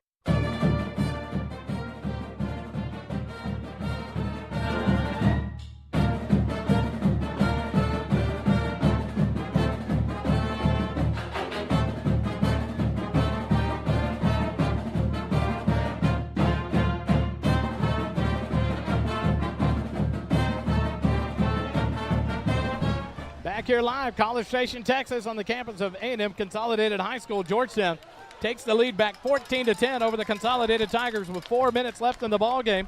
Georgetown with 3 timeouts remaining. College Station only 1 timeout remaining for Coach Schmidt, and he trails by 4, so a field goal does them no good. Coach Beatty and the offense, great adjustments there on that drive to take it 75 yards in 9 plays. Took 2 minutes, 35 seconds off the clock. Capped off on the 4-yard touchdown run by Andrew Petter. Georgetown Eagle Football Booster Club brings you the scoring drive summary each and every week. Georgetown answers the field goal drive by the Tigers with a touchdown drive of their own. 14-10, Georgetown leads it with 4 minutes remaining. The Syntex shirt and embroidery kickoff brought to you by Aaron Guzman, and he gets it away near side. It'll land about the 15, and it's going to go out of bounds. So Consolidated. We'll have it 1st and 10. Let's see where they spot it after the penalty. 4 minutes remaining here in the ball game. Only one timeout left for Consolidated. So you know they're going to be 5-yard penalty. They're going to make Aaron Guzman and the Eagles re-kick this. So the Syntex shirt and embroidery kickoff will come to you from the 35-yard line now. So want to keep it near the sideline, Dave, to kind of limit the return. But that one costly as now the Eagles had to back out, kicking into the wind. But now the nice thing, the wind picked up for that 51-yard field goal by Schmeller. But now it's kind of died down for the Eagles. I was just fixing to say, it felt like it has died down. Can we tee it up and get it going quickly before the wind picks up? Yeah. 14-10, Georgetown a 4-point lead over the Consolidated Tigers. 4 minutes left in the ball game at 7-0. Georgetown led it at half. 10 unanswered points by the Tigers to take a 10-7 lead, and now Georgetown answers back with a 75-yard touchdown drive. Great job by this offense, and Coach Beatty, the changes made, a lot of mixture in plays with running, passing. You saw some new names being called as Guzman will boot this one away. Near side, a little short kick, fielded up at the 35 on the run. Trace Meadows up past the 40, and that's a costly kickoff error there, as now they're going to get the ball all the way forward, almost to the 45-yard line. Yeah, there's a win. It kicked up right. God. Well, they're going to spot it at just shy of the 45. Not sure how you spot that there, but in between the 44 and 45, they have it 3:51 left here in the ball game. All right. The good thing is it took 9 seconds off the clock. Georgetown defense. 1st and 10 for the Consolidated Tigers at the 44 and 3/4 yard line. Now they'll put the nose. They scooted forward again up to the 45. Some of the spotting is interesting for me. If I'm Consol, I'm just giving it to Taylor 3 times. You got to think he's going to see the ball quite a bit. 2 receivers left, 1 right for the Tigers. They have it near side hash mark.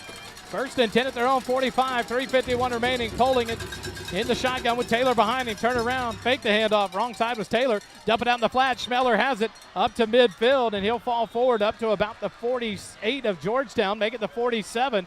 That'll be a big gain there, a gain of about 8 yards, and bring up 2nd and 2.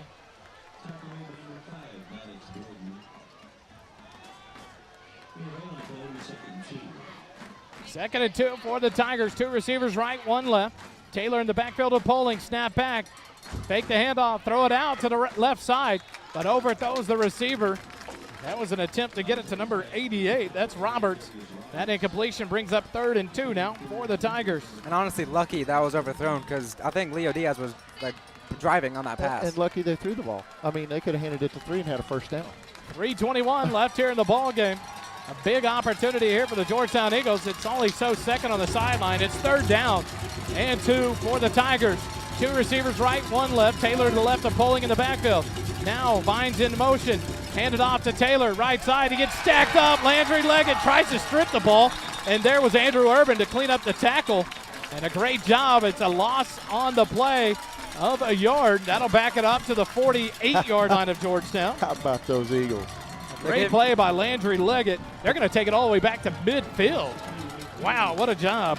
Loss of 3 brings up 3rd and 5. 4th and 5 for the Tigers at midfield. And they have to go for this because they don't have the timeouts to stop us if we'd get the ball back. Okay. 2:50 left, and the clock continues to run. 2 receivers right, 2 left. And now Coach Griffin is going to take his first timeout of the second half with 2:43 remaining. A big play here. The defense gets a stop. Georgetown's going to be able to run this clock out to end the ball game. I think that is a wise use of your timeouts. You can't take them with you, and make sure everybody is dialed in, got this locked down. You want to go 1-0 in district. You know, start off district right with a big district victory on the road against an A&M Consolidated team that's been a powerhouse in our district for several years. Tell you what, a name we've called many a times tonight, and it needs to be called more and more, and it will be over the year. Landry Leggett, what a ball game for that young man. Yeah. As the shirt said in the restaurant, we read it there as his mom walked by and said he got it from his mama. I tell you what, Landry Leggett has performed here in his first game back after being injured in the first series of game number 1 against Copperas Cove. Right there, and Dave, I don't know if you saw it or Holden, when he made the initial hit on Taylor, he stacks him up. As soon as he had help with him, Landry lets go and goes towards the ball. And there was Andrew Urban to clean up the tackle, trying to strip and get that 6th turnover. So a great play and a heads-up play by your senior linebacker, Landry Leggett. Apologize for the camera. We're in the stands, and it's vibrating. So we'll 4th and 5.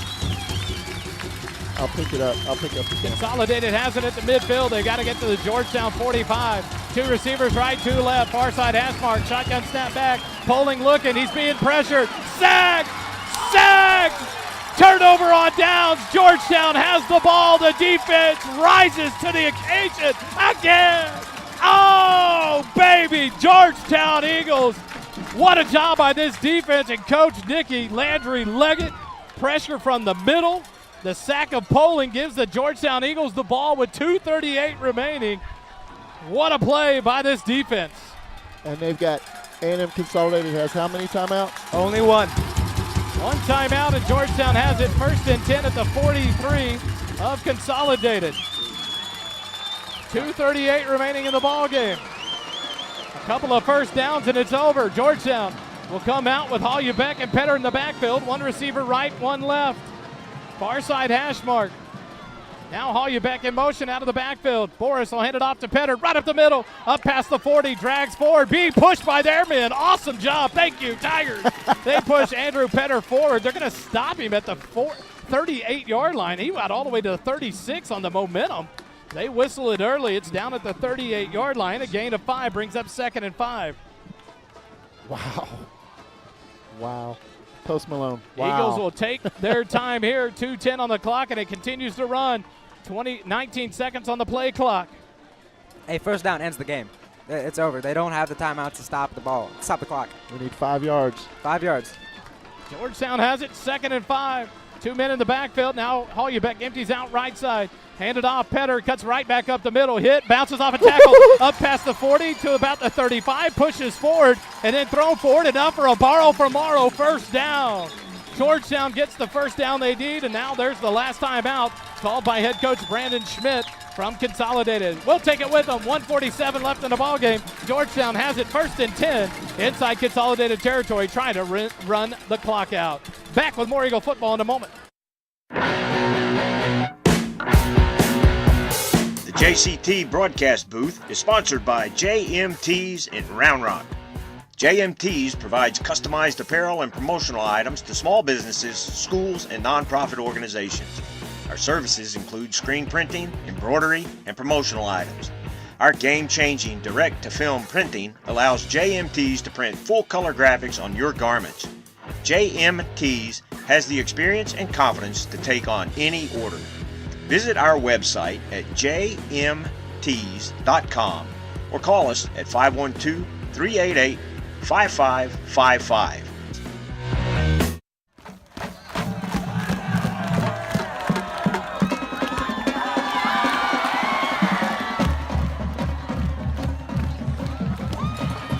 Back here live, Consolidated High School, 1:47 left in the ball game. Georgetown has it 1st and 10 at the 32-yard line of A&M Consolidated. No more timeouts for the Tigers. The Eagles will go into victory formation. Snap back to Boris. He'll take his time, and now the pressure comes. He'll nick a knee back at the 40-yard line. He'll hand it to the umpire. We were just talking on break, Wally, the defense. I mean, you'd almost give the whole defense MVP tonight. Sedgwick, good job on that last drive along with, Petter and Hollybeck. But the defense, man, Landry, Leggett, Holden called it MVP tonight. Absolutely. Landry Leggett, 8 tackles, 2 sacks, and 3 fumbles responsible for. And I tell you what, maybe bigger is that tackle for a loss of Taylor on that last possession. 2nd and 17, 1:05 left on the clock. It'll be 1:03 when they snap it. Boris will get the snap back. He'll take a knee back at the 45-yard line. That'll reset the clock. They'll only have to snap it one more time on third down. They'll run it out, and Georgetown is going to escape here with a 14-10 win on the road at A&M Consolidated. The ball's back up to the 45-yard line of Consolidated. It'll be 3rd and 23, but nobody cares. You know, we traveled to A&M Consolidated College Station, and we did what they did last year. They beat us at home, and we're beating them at home this year. Boris will take a knee back at midfield on 2nd and 23. But no matter what, that will run out the clock. Georgetown goes on the road and defeats the A&M Consolidated Tigers 14-10 to open up 1-0 in district. They improved to 2-2 on the year. Consolidated falls to 2-2 on the year overall and 0-1 in district play. Let's take a quick timeout. When we come back, some final numbers and a wrap-up. You're listening to Georgetown Eagle Football, brought to you by First Responder Broadcasting on the SHN Network. If your car, RV, or heavy equipment needs glass to be replaced, Pro Glass can get the job done in no time. Windshield chip repairs in under 30 minutes, no appointment necessary. Our local family-owned business stands behind its work with a limited lifetime warranty for as long as you own your car. Ask about our senior discounts. Pro Glass of Georgetown, located at 2303 South Austin Avenue in Georgetown. We are the Central Texas choice for RV, heavy equipment, and auto glass since 1998.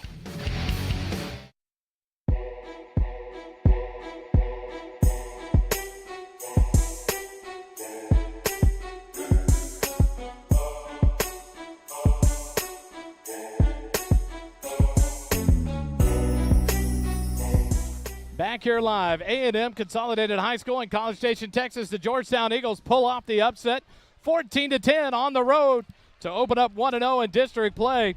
And next week, they will be at home to host the Hendrickson Hawks. And back at Birkelbach Field, A&M Consolidated will be on the road to take on a tough Cedar Park Timberwolves team. And so not an easy go for the Tigers after a tough loss here at home. Georgetown responds. They were up 7-0 at half. Then they find themselves down 10-7 here in the fourth quarter, and they respond with a beautiful drive of 75 yards to top it off for a touchdown to take a 14-10 lead. And the Georgetown defense holds again. Not enough can be said about this defense. Holden, we talked about it. We've talked about it every week. The defense continues to perform. This is one of the best defenses you're going to see in this area, and what a job they did tonight to seal this victory for this Georgetown Eagle team. Absolutely, and we talked about before the game, the defense had been phenomenal without their best player, Landry Leggett, on the field. He's back. He immediately makes the MVP performance, 8 tackles, 2 sacks, 3 fumbles responsible for, like you mentioned, the tackle for loss at the final drive to knock Taylor backwards, force the 4th and 5, which they ultimately failed to convert. The big sack there at the end for the Eagles. I tell you what, this is a huge statement win for this team. It wasn't pretty, and you don't want it to be pretty. You want it to be a win. And Georgetown got that win. You're going to win ugly games when you win ball games, and they did it tonight. This offense had a hard time getting things going at times, but they did what they had to do. They put up 2 touchdowns, one in the first half and one in the second half, and none bigger than that 75-yard drive to answer the field goal when College Station took the lead at 10-7. So Georgetown gets the win. They improved to 2-2 overall and 1-0 in district. The schedule next week for District 11 looks this way. A&M Consolidated will be on the road at Cedar Park. Hendrickson will be on the road at Georgetown. Leander will be on the road at Glenn High School, and Eastview will be on the road here in College Station at the College Station Cougars. So join us next Friday night. We'll be back at Birkelbach Field inside the JCT Memorial Broadcast booth, brought to you by JMTs. I tell you what an opportunity to be here tonight in the stands with the crowd. You heard the noise there at the end. You saw the vibration of the cameras. The crowd got into it, and what an experience. We miss our guy, Kelly, and I tell you what, Kelly, you missed a great one, and we miss you. We hope everything goes well up there for you and your family. For Tia, our prayers are with you guys. But what an opportunity. Holden, final thoughts here to wrap this one up. My final thoughts is that this defense is legit. I mean, there is no questions asked. They've answered. The only thing we had was the turnovers. Before the game, we're like, they had forced no turnovers, despite how dominant they'd been. I think they had, 6 turnovers in this game? At least 5 fumbles, and then the pick, obviously, by Diaz to close out the first half. This defense is for real. They can play everything. They can do everything. Anything asked of them, they can perform. Dave, your final thoughts? I cannot be more excited and more proud of these youngsters. 1-0 in district, and every week coach says we want to go 1-0, and that's next week. They're not even worried about this game. They're thinking about Hendrickson at home, 1-0, and we have just made a statement to the state of Texas, Class 5A D1. Georgetown is built different this year, and I put the responsibility for that on Coach Nicky.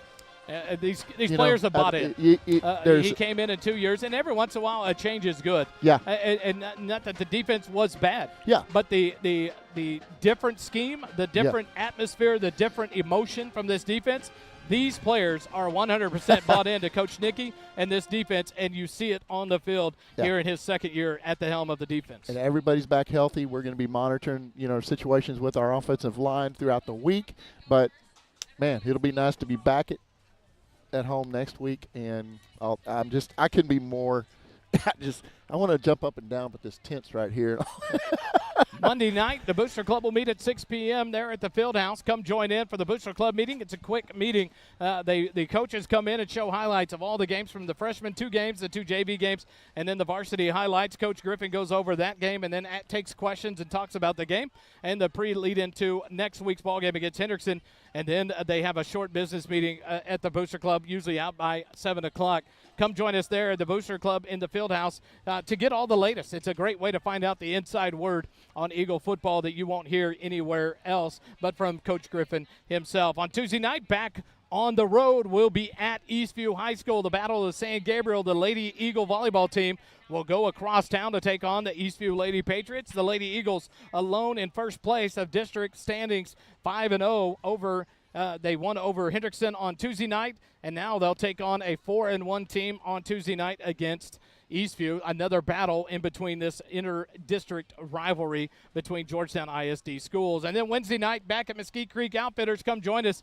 The Eagle Nation Coaches Show brought to you live there at Mesquite Creek Outfitters. We'll bring you all the conversation with Coach Chuck Griffin and a couple of the players, and then the team trivia goes off. MLB, the subject matter this week. The battle between offense and defense will take place there at Mesquite Creek Outfitters. Then, of course, Friday night live from Birkelbach Field. Myself, hopefully Kelly Duvall will be back with us with Dave England and Holden Tuma, my wife Jeri and Harmon, that makes it all run and punches the buttons and makes it look good online for you. Thank you for everything. To all our sponsors, thank you. To all of you listening, please go out and support these sponsors. They are so generous in their support of SHN Sports and the First Responder broadcast team. For Dave, for Holden, for Jeri Ann, I'm Wally Harmon. Thanks for joining us. Georgetown wins it 14-10 over the A&M Consolidated Tigers. Remember, it doesn't cost you a dime to be kind. Have a good weekend.